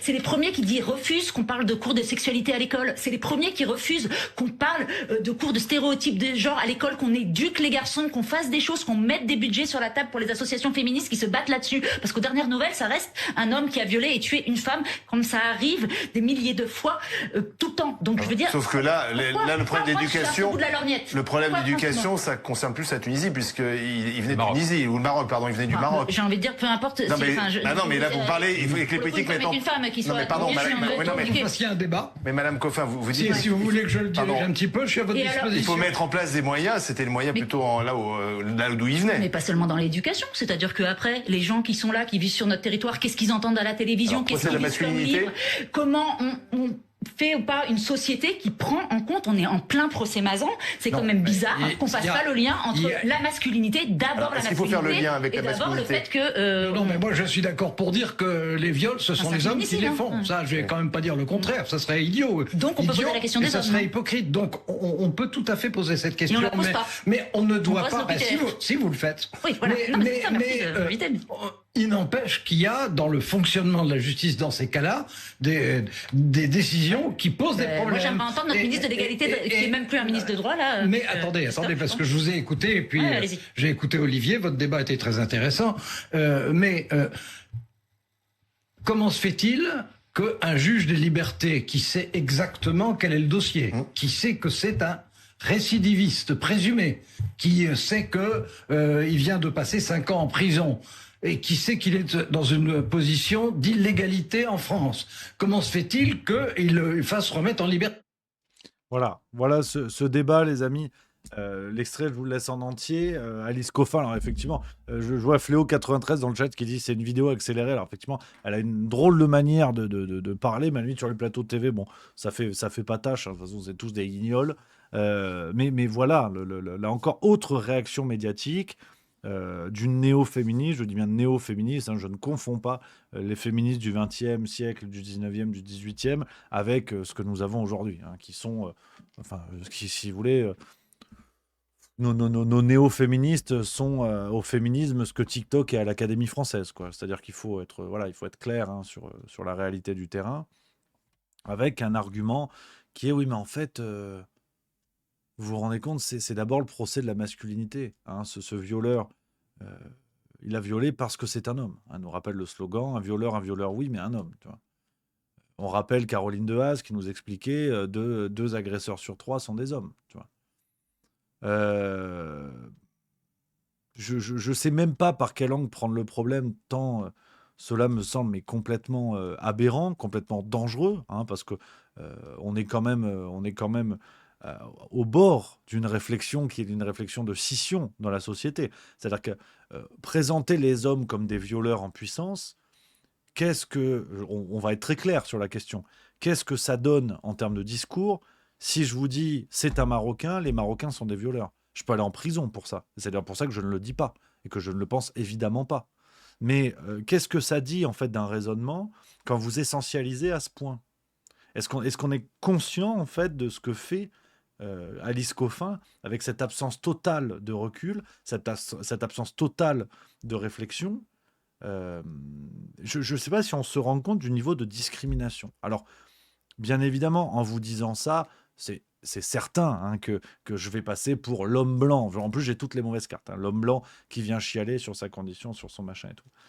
Mais à raisonner en fait avec de telles grandes cases qui n'ont aucun sens, parce que je veux dire, on peut aller loin là-dessus. Si par exemple, euh, j'essaie de vous trouver une statistique pour pas parler dans le vent et être sûr de ça. Tac, tac, tac, tac. Je vais essayer de trouver la statistique, vous allez voir où je veux en venir, du changement de sexe de femmes qui veulent devenir des hommes. Bon, je n'avancerai pas de statistiques pour ne pas dire de bêtises, mais si on suit le raisonnement de Caroline Dehaze, de Alice Coffin, je confonds, quand vous dites les hommes sont des violeurs en puissance, c'est-à-dire que une femme qui devient un homme par opération devient par la même occasion un violeur. Donc aujourd'hui, pourquoi les femmes veulent devenir des violeurs dans ce cas-là? Et pourquoi Alice Coffin, dans son discours contemporain idéologique et idéologisé, encourage ce genre de choses? Dans le discours voilà, néo-féministe, où on regroupe un petit peu toutes les causes du moment, le discours LGBT, le discours woke. C'est-à-dire que dans le même temps, mais c'est une vraie question que je pose, je ne lui attribue pas cette pensée, c'est une vraie question que je pose et que j'aimerais lui poser, hein, si vous voulez. Comment peut-on soutenir le fait que des femmes deviennent des hommes si c'est pour devenir des violeurs? Si tout est aussi évident qu'elle le dit, qu'elle le présente avec ce discours qui est de dire l'assassinat de Philippine, c'est d'abord le procès de la masculinité. Mais de quoi on parle en fait? Est-ce que c'est pas d'abord le procès d'un homme qui a violé une femme, qui l'a assassinée, et cet homme était sous le coup d'une OQTF, point en fait. J'ai vraiment du mal avec ça. Alors, on s'arrête sur cette réaction parce qu'on va continuer après sur d'autres séquences, mais je vois des réactions dans le chat et c'est important qu'on discute, qu'on papote. Tout le monde n'est pas d'accord et c'est chouette. Il y a Télétravail Dream qui dit donc là, on parle des procès, mais ça tourne à la transphobie random. Faut arrêter cette obsession et parler vraiment du sujet. Déjà, mollo. Je comprends ton point de vue, mollo, sur les accusations en transphobie random. Je cite. Hein, qu'est-ce qu'il y a de transphobe dans ce que je dis? On va se calmer quand même. C'est-à-dire que quand on montre des vidéos d'Alice Coffin pour comprendre à quel point les raisonnements hâtifs ne sont pas forcément les meilleurs conseillers du débat, c'est pas pour derrière dire c'est de la transphobie random. À quel moment c'est transphobe ce que je dis? À l'inverse d'ailleurs, quand une femme veut devenir un homme, est-ce qu'elle a envie que la société la qualifie automatiquement de violeur? Je dis ça au contraire dans l'intérêt de la personne qui veut changer de sexe, qui n'a peut-être pas envie tout de suite de manger le qualificatif de violeur. Donc on se calme. Je comprends que ces sujets soient très riches en émotions et c'est normal, mais il faut aussi en accepter peut-être d'en parler calmement. Et si on n'est pas d'accord, de nourrir des raisonnements calmes, apaisés, sans se renvoyer automatiquement au museau des qualificatifs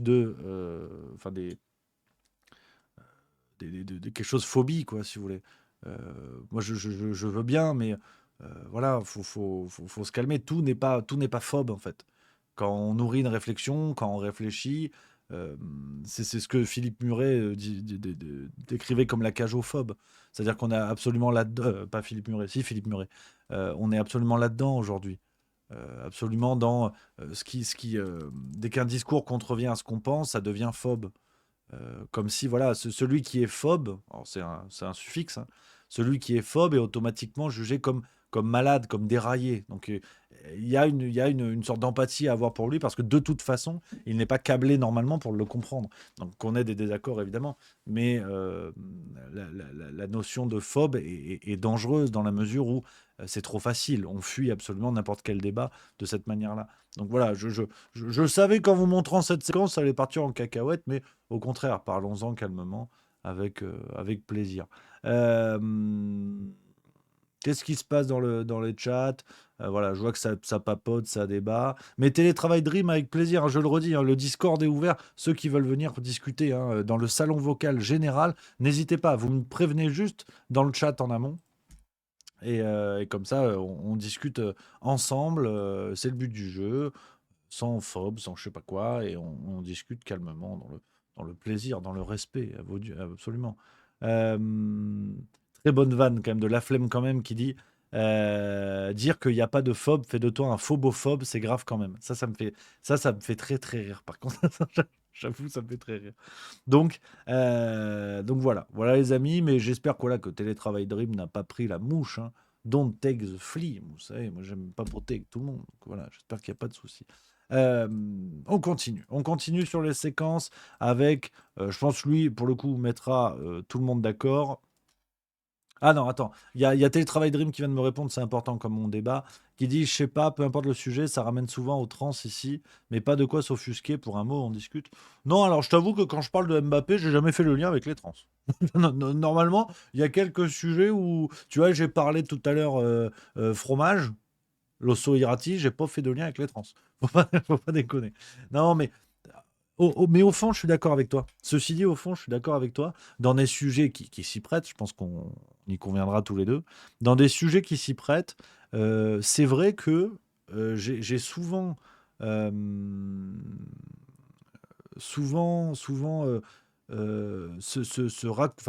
raccourci par moment, ça c'est clair, mais cette volonté de faire un lien avec ça, parce que pour moi, si tu veux, la question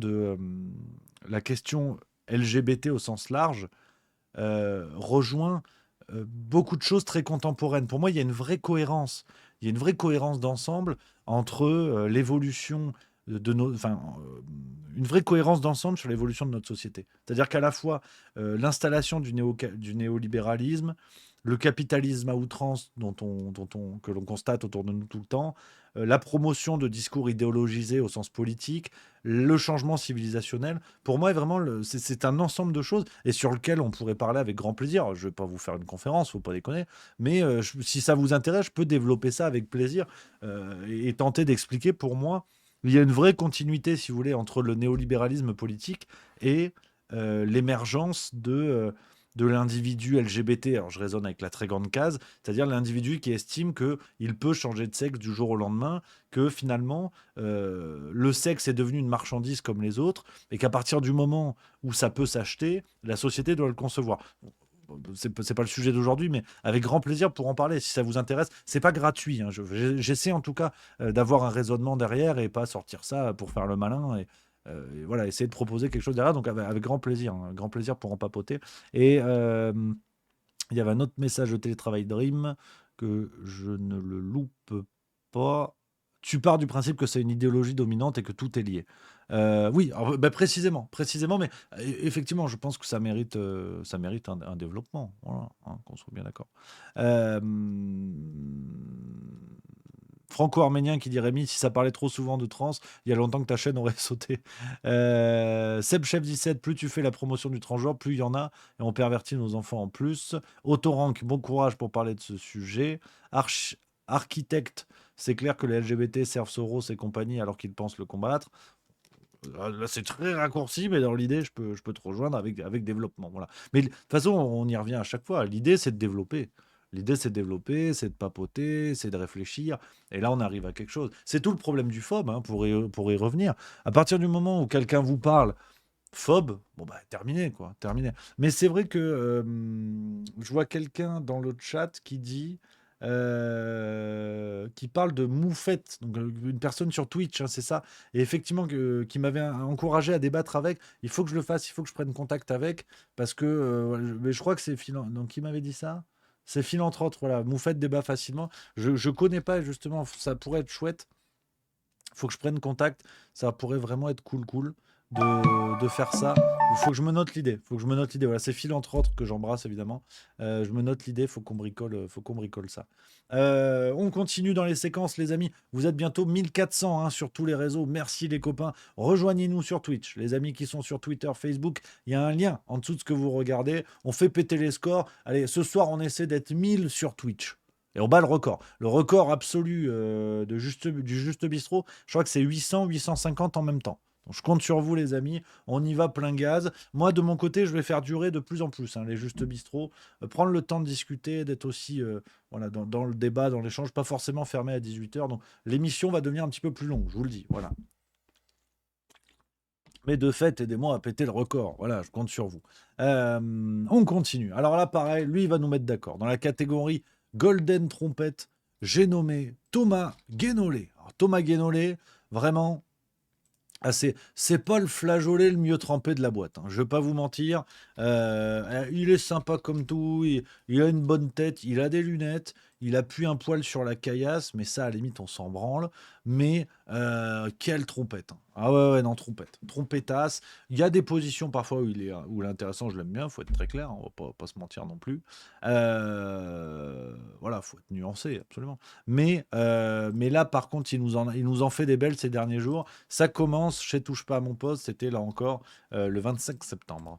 Au QTF, c'est en droit, l'État donne l'ordre au mec de quitter le pays. Oui. Où est-ce qu'on l'a chopé? Non, mais attendez, où est-ce qu'on l'a chopé? Attendez, non, c'est important. Où est-ce qu'on l'a chopé, le mec? On l'a chopé en Suisse. Oui, alors. Ça veut dire que le QTF avait déjà été appliqué. Voilà. 14 secondes de bonheur. Donc déjà, j'aimerais rebondir sur quelque chose. Attends, il y a Enjegarde dans le chat qui dit Rémi, pour Philippines, tu as oublié les LFistes qui ont fait du bruit lors de la minute de silence. Du calme, je suis en plein dans la séquence. Je laisse-moi faire le truc dans l'ordre. On est sérieux dans le Juste Bistrot. On est organisé. J'ai un script. C'est américain ce que je propose. Voilà, merde. D'ailleurs, en parlant d'américain, je suis allé voir Megalopolis au cinéma. Ben, c'est de la merde, mais j'y reviendrai. Arrêtez comme ça de... Tu vois, j'essaie de faire un truc carré, vous me sortez du droit chemin. Alors, Thomas Guénolé, on reprend la séquence parce que là, c'est du miel. C'est du miel en barre. Donc, le couze, bon, déjà, j'aimerais rebondir là-dessus. C'est pas très pertinent, mais j'essaie comme je peux d'alléger un peu l'ambiance parce que le sujet est évidemment et éminemment triste. Déjà, le camarade Guénolé... il déboule et il nous dit oui, en fait, on l'a chopé. Alors ça, pour la petite parenthèse, c'est vraiment un ressort d'intervenants médiatiques que je déteste. C'est leur capacité, si vous voulez, à s'immiscer dans les dossiers avec l'usage du on. Déjà, en fait, t'es qui? T'as fait quoi pour choper le gars? T'as fait quoi? Et vous savez, je ne sais pas si vous avez remarqué ça dans les médias, cette volonté de s'immiscer dans les dossiers et de parler un peu comme les flics, surtout dans les dossiers judiciaires comme ça. De parler un peu comme les flics, genre on l'a chopé, tu vois. Et en fait, t'as fait quoi, Thomas Guénolé? Au départ, tu ressembles à un poteau de corner. Donc, t'as chopé quoi, en fait? Toi, t'as chopé un rhume. C'est tout ce que t'as chopé dernièrement. Donc, je trouve ça dingue, ce ressort. T'as souvent des intervenants médiatiques. Ils parlent comme ça, tu sais, un peu comme des juristes, comme des flics, tu vois. Ouais, on l'a chopé en Suisse. Mais je trouve ça assez sidérant. Alors, c'est une séquence de 14 secondes. Elle vaut ce qu'elle vaut, mais c'est un truc qui m'enquiquine. Et si on continue, on a quand même ce coup de génie.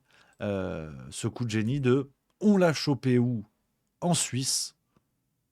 Ça veut dire que l'OQTF avait été exécuté. Alors là, par contre, c'est du génie. Hein. Toute la presse t'explique que le mec prenait la fuite, qu'ils ont réussi, que la police a réussi à l'attraper, enfin les forces de l'ordre ont réussi à l'attraper avec la collaboration des forces de l'ordre suisses parce qu'il était à la frontière et que son téléphone avait borné, donc c'est-à-dire qu'ils avaient repéré son téléphone, il avait borné, il avait été capté à une borne pour pouvoir émettre et tout ça. Et ils l'ont attrapé, les forces de l'ordre l'ont attrapé de cette manière-là, tu vois, parce que le mec prenait la fuite. Et l'autre déboule, te dit, bah oui, mais en fait, comme il était en Suisse, c'est bon, ça avait été appliqué. Ah d'accord. Ah bon. Et vous, vous êtes payé pour ça. En fait, on vous paye, vous venez sur les plateaux, vous nous dites ça et vous partez. Ah d'accord. Ok. D'accord. Donc voilà, et le problème, c'est que il en a remis une couche. Il en a remis une couche sur Sud Radio, c'était le 25 septembre également. Regardez-moi le bazar. C'est du suicide, dit Elisabeth Lévy, pour notre société, avec ses OQTF notamment. C'est une coïncidence. Elisabeth emploie le terme de suicide et je me faisais justement la réflexion en préparant notre débat d'aujourd'hui. Il y a 1000 homicides par an en France. Il y a 9000 suicides par an en France. On parle des homicides dès qu'ils se produisent. Il y a un battage médiatique dessus de manière à peu près systématique. Ce qui fait qu'il y a énormément de Français qui le voient, entendant souvent parler de ça, ont peur des homicides, alors que c'est donc rarissime. Vous avez 0,0015% de probabilité d'être tué dans l'année, pour info. C'est ça la vraie proba. Et le suicide, c'est 9 fois plus. Vous remarquerez que c'est un sujet dont globalement nous ne parlons pas. Je serais d'ailleurs très heureux qu'à un moment on débatte de ce problème de société. On en parlera, mais je pense qu'il ne faut pas détourner la question. C'est pas un autre sujet. Non, mais attendez. J'y viens. C'est un autre sujet. Je suis en train de vous dire. Attendez, on échange nos positions. Oui, bien sûr. Votre position, c'est un. Ok, il y a un problème, etc. Moi, ma position, c'est qu'on a un problème de surmédiatisation des faits divers. Je vous le dis très clairement. Et donc, pour cette raison-là, on a des Français qui croient que l'insécurité en France est énorme, alors que c'est faux. Il y a une enquête qui s'appelle l'enquête Cadre de vie et sécurité de l'INSEE. Les derniers chiffres disponibles, c'est pour l'année 2018. Je vous donne des faits mesurés. Vous avez dans cette année-là plus de 99% des ménages qui n'ont pas été victimes ni d'escroquerie ni d'arnaque. Plus de 99% qui n'ont pas été victimes d'un vol. 99% des gens de plus de 14 ans n'ont subi cette année-là aucune violence physique. Et 99% plus en l'occurrence des 18-75 ans n'ont été victimes d'aucune sorte de violence sexuelle. Mais pendant ce temps-là, 66%, donc 2 tiers des Français se sentent en insécurité. Comment vous expliquez cet écart absolument monstrueux ? Simplement parce qu'ils sont surexposés quand ils regardent les JT du soir. 5 sujets sur des faits divers en moyenne par tous les soirs, sur l'ensemble des JT. Donc ils ont peur de choses qu'ils voient fréquemment à la télé. C'est pour ça que je parlais des suicides. Il y a 9 fois plus de suicides que de meurtres. Si on en parlait tous les soirs à l'antenne, tout le monde aurait peur du suicide. Voilà. Alors, cette séquence, les amis, elle est primordiale, elle est centrale dans ce qui se passe parce que on a évidemment envie de se foutre de la gueule de Thomas Guénolé, mais je suis complètement d'accord avec lui. Parce qu'il ne faut pas le comprendre dans ce sens-là. C'est-à-dire que Thomas Guénolé, idéologisé jusqu'à la moelle, utilise l'argument pour expliquer que finalement, tous les drames que l'on vit, l'affaire Lola, aujourd'hui l'affaire Philippines, enfin tous les drames terribles que l'on vit, rapporté à l'échelle de la population, c'est pas grand-chose. Et il a raison. Sauf que Thomas Guénolé est gentiment en train de nous démontrer, l'escroquerie du Covid. Parce que si on rapporte le nombre d'homicides à la population française, pas de problème, c'est pas beaucoup, 0,0015 comme il le dit. Et le Covid aussi. On peut s'amuser à le faire. Si on trouve les chiffres, parce qu'il n'y a plus grand-chose maintenant. Il n'y a plus grand-chose. Le total de nombre de morts, mais ça, tu vois, c'est par année. Est-ce qu'on peut trouver quelque chose le total du nombre de morts au nombre de personnes dans le monde au 18 août, au 18 août 2023. Alors, c'est pas très récent, mais depuis, on suppose qu'on n'a pas eu des milliards. On est à 167 985, divisé par population française à date. Population France, cette recherche hautement pertinente, 67 977 000, tu vois 970 000, pardon. Ça fait 0,0024. Donc on est à peine au-dessus de ce qu'il nous dit.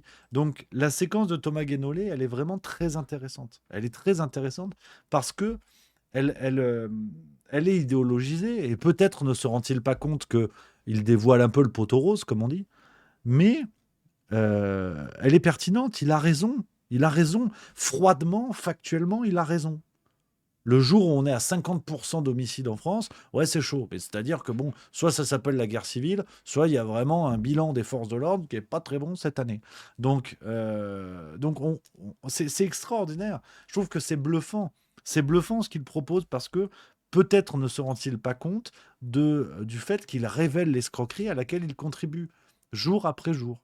Donc, au contraire, je voulais absolument vous la montrer, celle-là, parce que je la trouve pertinente, éclairante, mais pas dans le sens qu'imagine Thomas Guénolé, c'est dire le niveau du bonhomme. Et puis sinon, parce que faut boucler la boucle, on a qui d'autre sinon, de qui on attendait l'avis? En plus, évidemment, Mathias Vargon sur BFM TV.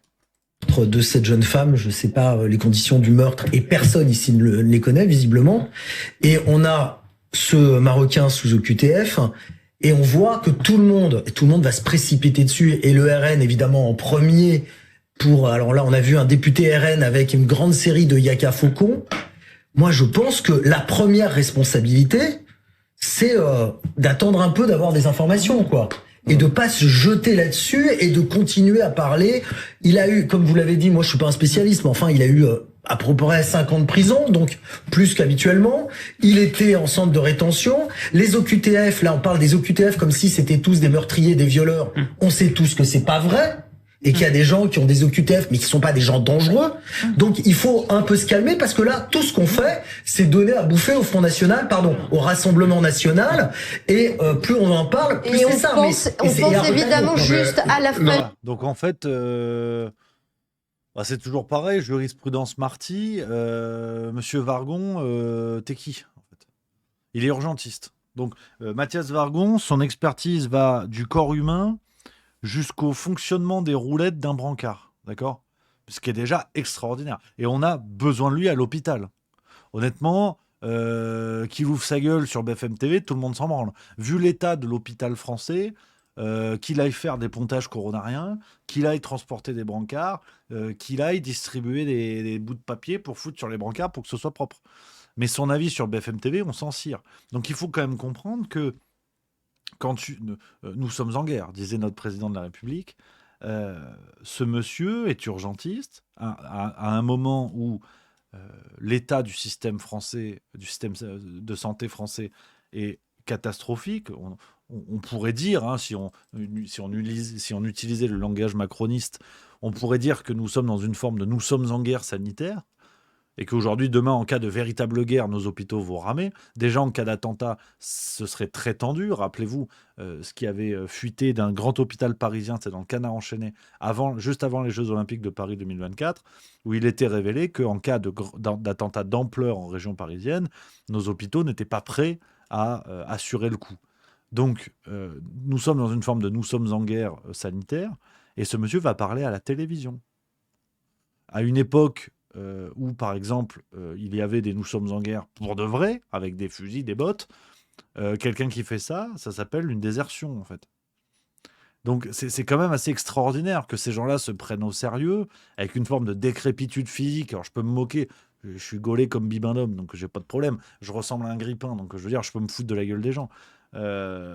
Mathias Vargon, on l'a connu tout fringant au début du Covid à se faire vacciner le cul. Factuellement, je dis pas ça pour la blague, il a vraiment posté une photo, il a le froc baissé. D'ailleurs, il n'a toujours pas remonté.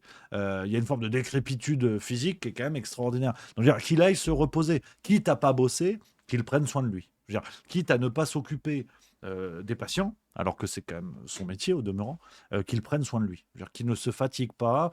Monsieur Vargon, moi je pense à vous, rentrez chez vous, prenez une camomille, respirez un grand coup, et ça va aller. Ça va aller naturellement. Je suis pas urgentiste, mais ça va le faire. Parce que j'ai autant l'expertise en santé que vous en police-justice. Donc, à y être, si vous avez le droit, moi aussi. Donc, camomille, on se met bien, on écoute un petit album de violon. Le violon, c'est bien. Le violon, c'est sympa. Musique irlandaise, on se régale. Et puis voilà. Donc, non, Mathias Vargon, on a quand même des petits soucis. Alors, pour finir cette séquence, les amis, avec évidemment le sommet du cynisme, et là, par contre, je vais plus faire de blagues, vous vous en doutez. On a plusieurs hommages à travers la France, hommages rendus à Philippines, qui ont été dérangés par ce genre d'individus.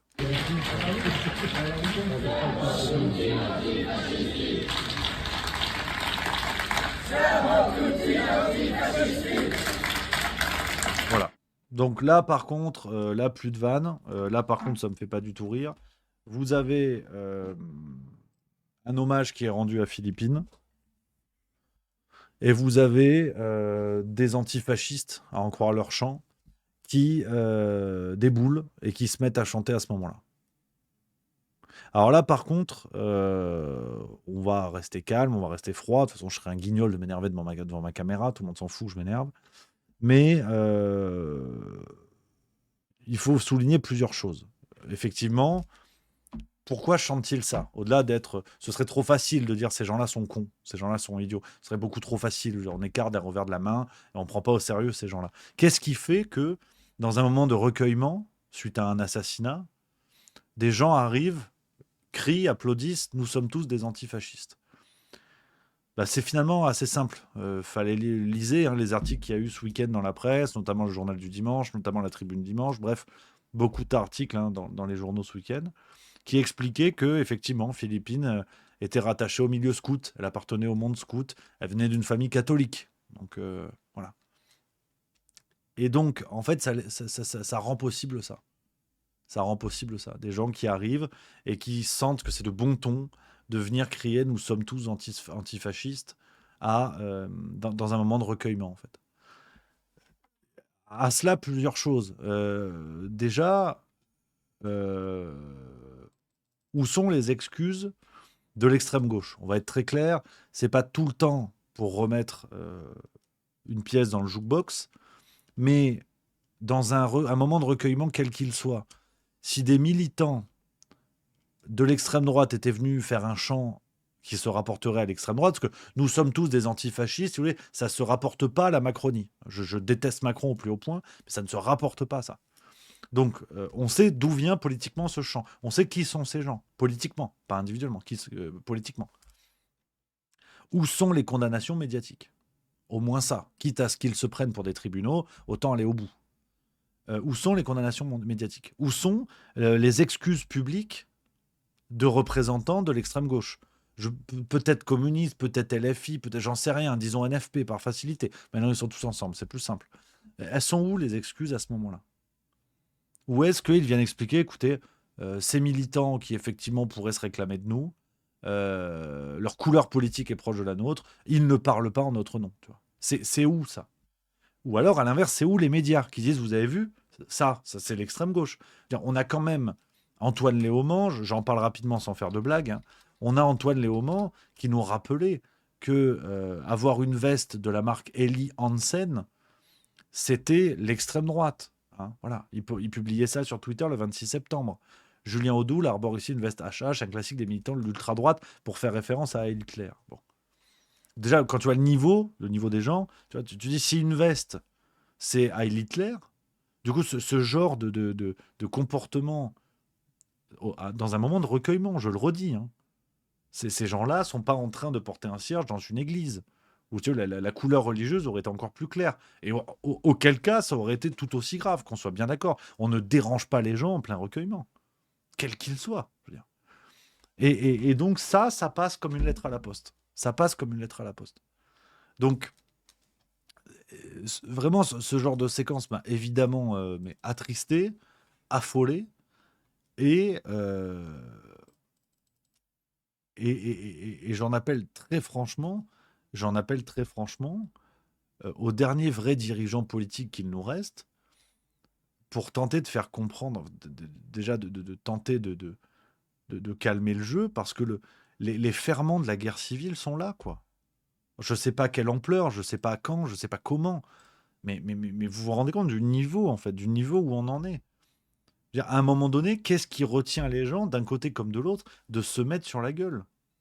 Parce qu'on est sur des oppositions d'opérettes, alors qu'ils sont sur le plan humain, ne serait-ce qu'humain, déjà, mais sidérant, terrible, horrible. Mais en fait, à quel moment ces espèces de bagarres de Twitter, qui aujourd'hui se manifestent sur le terrain, mais sans confrontation directe, à quel moment ça part sérieusement en couille, en fait? Parce que chaque camp politique monte un petit peu ses troupes à blanc, tu vois, chauffe un petit peu ses troupes à blanc, et on y va des oppositions contre ces gauchistes qui veulent la disparition des blancs, puis l'extrême gauche qui y va contre ces nazis, ces néo-nazis qui veulent prendre le pouvoir. Donc on est sur un divisé un divisé pour mieux régner, qui ne durera pas, éternellement. Et en fait, quand est-ce que ça part vraiment en couille, si rien n'est fait? si les partis politiques continuent soit de détourner le regard, comme c'est le cas à ce moment-là, soit de calmer le jeu, de dire attendez, quel que soit le parti, je m'en fous, quel que soit le bord, de dire à leurs troupes on ne dérange pas un hommage, on ne dérange pas ça. C'est pas possible. Ça fait partie des derniers piliers d'une civilisation. Et concrètement, la question du deuil, qui est l'un des derniers piliers ultimes d'une civilisation digne de ce nom, c'est en train de s'écrouler. Rappelez-vous, au moment du Covid, je compare des choses qu'on peut avoir, mais au moment du Covid, où on a complètement occulté la question du deuil. Les gens qui perdaient des proches, notamment dans les EHPAD, ne pouvaient pas assister à leurs derniers instants, ne pouvaient pas les voir. Donc on rentre dans une société où même ça, même sur la question du deuil, l'arrivée dans le monde, ça n'a plus aucun sens. Ça n'a plus aucun sens. Et vous voyez ce genre de comportement de hooligans de football, quoi, je veux dire, et qui viennent interrompre un hommage. Mais que se serait-il passé si des personnes de tous bords politiques, je m'en fous, étaient venues interrompre un hommage, par exemple, j'oublie le nom d'un militant de gauche, extrême gauche, qui a été tué par une grenade de police. Je ne veux pas écorcher le nom, justement par respect. Dans le chat, est-ce que quelqu'un, ça m'échappe? Ça m'échappe. Merde. Est-ce que quelqu'un là... Rémi Fraisse, voilà, Rémi Fraisse. Qu'est-ce qui se passe le jour où Clément Méric également, d'ailleurs, il y en a plusieurs, il y en a trop. Qu'est-ce qui se passe le jour où il y a un hommage qui est rendu à ces gens-là et que des gens arrivent et applaudissent super, vive Marine Le Pen, tu vois. C'est sidérant, je voulais vous parler de ça, voilà. Sans plus, on va pas faire des heures là-dessus, je vous ai dit ce que je pensais, je trouve ça vraiment sidérant. Donc voilà un petit peu où on en est par rapport à ça. Merci à Que Osiris pour le subprime, merci beaucoup les amis. Alors, on enchaîne, il y a mon Gaëtan, on discute, il y a mon Gaëtan Seguin 38 que j'embrasse qui dit « Par contre, Rémi, tu fais souvent des analyses brillantes, déjà merci, mais comment peux-tu prétendre que ces gens-là sont des militants de la LFI ?» Déjà, j'ai essayé d'être le plus précis possible. J'ai dit que ce sont des militants qui, pour moi, s'apparentent à la gauche et ou l'extrême gauche. Parce que les gens qui chantent « Nous sommes tous des antifascistes », on ne les retrouve pas dans des banquets de royalistes, aux dernières nouvelles. Hein. Donc, il y a une couleur politique qui fait que la dernière fois qu'on a parlé de gens qui chantaient « Nous sommes tous des antifascistes », c'était au rassemblement, c'était à la fête de l'UMA. Le fameux débat entre M. Arnaud, député fiché S, là, et François Ruffin. Donc, j'ai jamais entendu nous sommes tous des antifascistes, je l'ai jamais entendu au GUD. J'ai jamais entendu à un meeting de François Fillon. Alors, peut-être que c'est déjà arrivé, hein, mais moi, en tout cas, je l'ai jamais entendu. Donc, je pense qu'il faut aussi être sérieux par rapport à ça. Il y a une couleur politique. Je n'ai pas attribué à la France Insoumise, qu'on soit bien d'accord. Hein. J'ai dit extrême gauche, gauche, NFP par facilité. On pouvait remonter le replay. J'ai essayé d'être carré justement pour éviter la bêtise. Mais finalement, et pour continuer l'émission, les amis, pour se creuser un petit peu les neurones, je voulais aujourd'hui, et ça va dans le sens de... ça va dans le sens de ce qu'on se disait. Il n'y a que Osiris, c'est marrant, qui dit dans le chat, au GUD, il chante « Nous sommes tous des gentils fascistes ». C'est vrai que c'est peut-être plus ça. La chanson, c'est peut-être plus celle-là. C'est vrai. On continue parce que finalement, l'une des pistes d'explication de ce que je vous dis là, de ce sur quoi on parle et ce dont on parle et ce sur quoi on réfléchit, c'est la question de l'hégémonie culturelle. La question de l'hégémonie culturelle qu'on retrouve chez ce grand penseur italien, Antonio Gramsci, dont je voulais absolument vous parler, les amis, pour creuser un petit peu ce qu'on se dit là et peut-être essayer d'y trouver une réponse. Donc, Gramsci, né en 1891 et mort en 1937, pour vous situer le bonhomme, plutôt que de longs discours, pas forcément très maîtrisés d'ailleurs, parce que je ne suis pas un expert de la question, je suis globalement un expert d'aucune question, une petite vidéo qui présente qui est Antonio Gramsci, ce penseur et révolutionnaire. Je voulais vous montrer ça, vidéo en 2 parties, assez rapide, pour bien comprendre le contexte. Et après, on parlera de la notion d'hégémonie culturelle, qui résume, en fait, je pense, ce qu'on se dit là, sur comment une idéologie s'impose, et quel est l'intérêt politique de faire s'installer ce genre d'idéologie.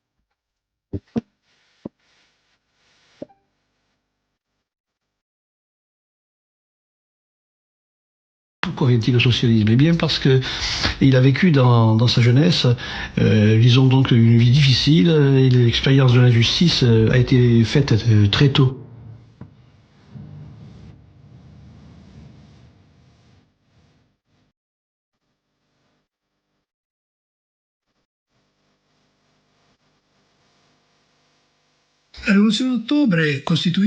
La Révolution d'octobre constitue un moment fondateur dans la biographie politique et intellectuelle de Gramsci.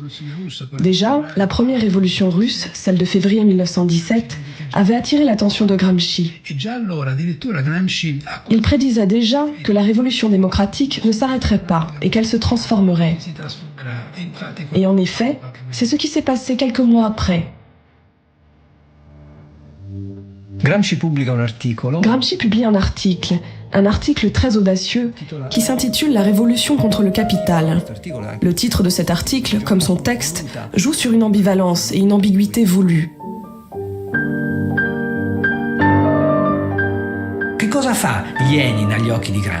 Que fait Lénine aux yeux de Gramsci?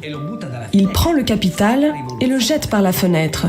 Il fait la révolution, il passe à l'action, il détermine un saut.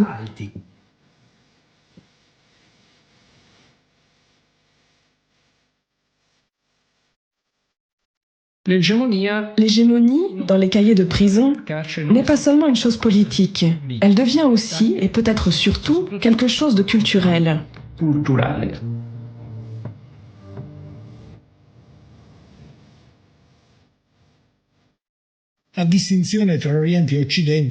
Gramsci approfondit la distinction entre Orient et Occident, surtout dans les cahiers de prison, une fois qu'a échoué la révolution en Occident. Révolution que tous, ou presque tous, parmi les bolcheviks, attendaient.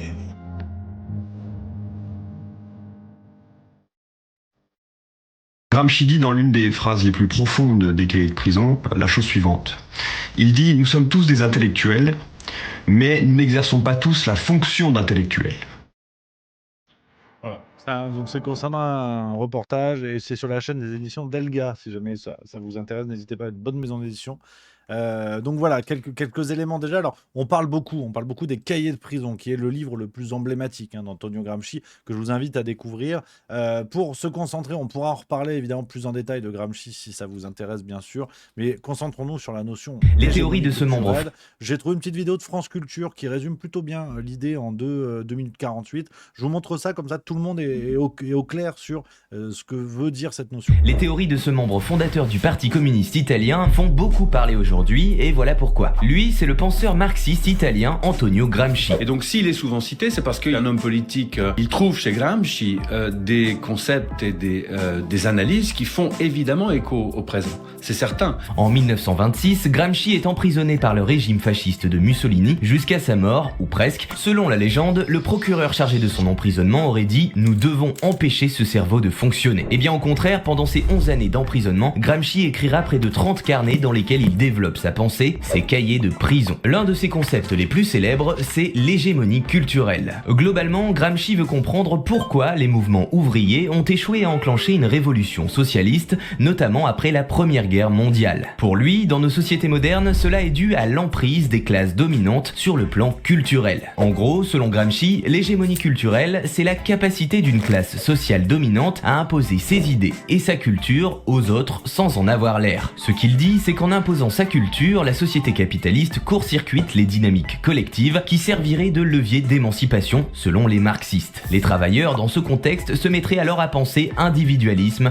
compétition et réussite personnelle. En d'autres termes, Gramsci dit qu'avant d'espérer vaincre sur le plan politique et sur le plan électoral, il faut d'abord vaincre sur le plan culturel. Un homme politique sait qu'il est bien préférable que les gens qui le gouvernent soient d'accord avec lui, qu'ils puissent contrôler leur opinion, leurs évidences, leur sens commun, comme dit Gramsci. Avant d'être emprisonné, Gramsci suit des études de linguistique. Il porte donc une grande attention au pouvoir des mots et se demande comment des mots vecteurs de messages politiques peuvent émerger dans les médias et influencer l'opinion publique. Par exemple, il prend le cas du quotidien italien Corriere della Sera pour montrer comment ce journal défendait à cette époque les intérêts de la bourgeoisie milanaise. Pour combattre cette hégémonie culturelle installée par la classe dominante, il existe une solution selon Gramsci, essayer de former dans la masse prolétaire des intellectuels, Gramsci appelle appelle ça des intellectuels organiques, c'est-à-dire des gens qui sont solidaires des classes prolétaires et qui se feront les porte-parole des idées et de la réalité vécue par ces dernières. Antonio Gramsci développe ce raisonnement en prison et donc en voulant le museler, le parti fasciste lui a donné l'occasion de produire une pensée riche et consistante, encore fréquemment reprise aujourd'hui dans le champ politique français. Un des points cruciaux de la pensée de Gramsci, c'est d'en finir avec la fracture entre le monde intellectuel et le monde de la pratique. Il dit que les intellectuels, les philosophes qui sont coupés des besoins élémentaires du peuple sont des pédants et des hypocrites. Ils savent sans comprendre et sans sentir. Savoir, pour lui, c'est comprendre et sentir. Et inversement, s'ils ne font que sentir, ce sont des exaltés et ils ne sont pas intéressants non plus. Voilà. Donc cette vidéo, vraiment les amis, je la trouve Et d'abord, c'est que les goûts, finalement... Je voulais absolument vous la montrer, absolument vous proposer ça, parce que je trouve qu'il y a quelque chose de fondamental que j'essaie souvent de reprendre et d'appliquer, en tout cas quand je papote, je discute avec vous, mais finalement quel que soit le sujet. Parce que pour continuer sur ça, quand on parle d'hégémonie culturelle, l'idée n'est pas, si vous voulez, de faire un rejet un peu bête, qui est de dire c'était un philosophe marxiste, donc forcément c'est de la merde le marxisme. Comme je vous dis souvent, il y a politiquement, je pense, des choses très intéressantes à récupérer sur le marxisme. Après, il y a une application pratique, on va dire, qui pose de sérieux problèmes. Mais finalement, si on estime que le marxisme est néfaste à cause des morts qu'il a engendrés, qu'en est-il du capitalisme? C'est toujours un petit peu le même raisonnement. Si on fait un concours de cadavres, je ne suis pas certain que la théorie capitaliste n'ait pas entraîné un nombre de morts suffisamment conséquent pour qu'on puisse la rejeter. Il ne faut quand même pas oublier ça non plus.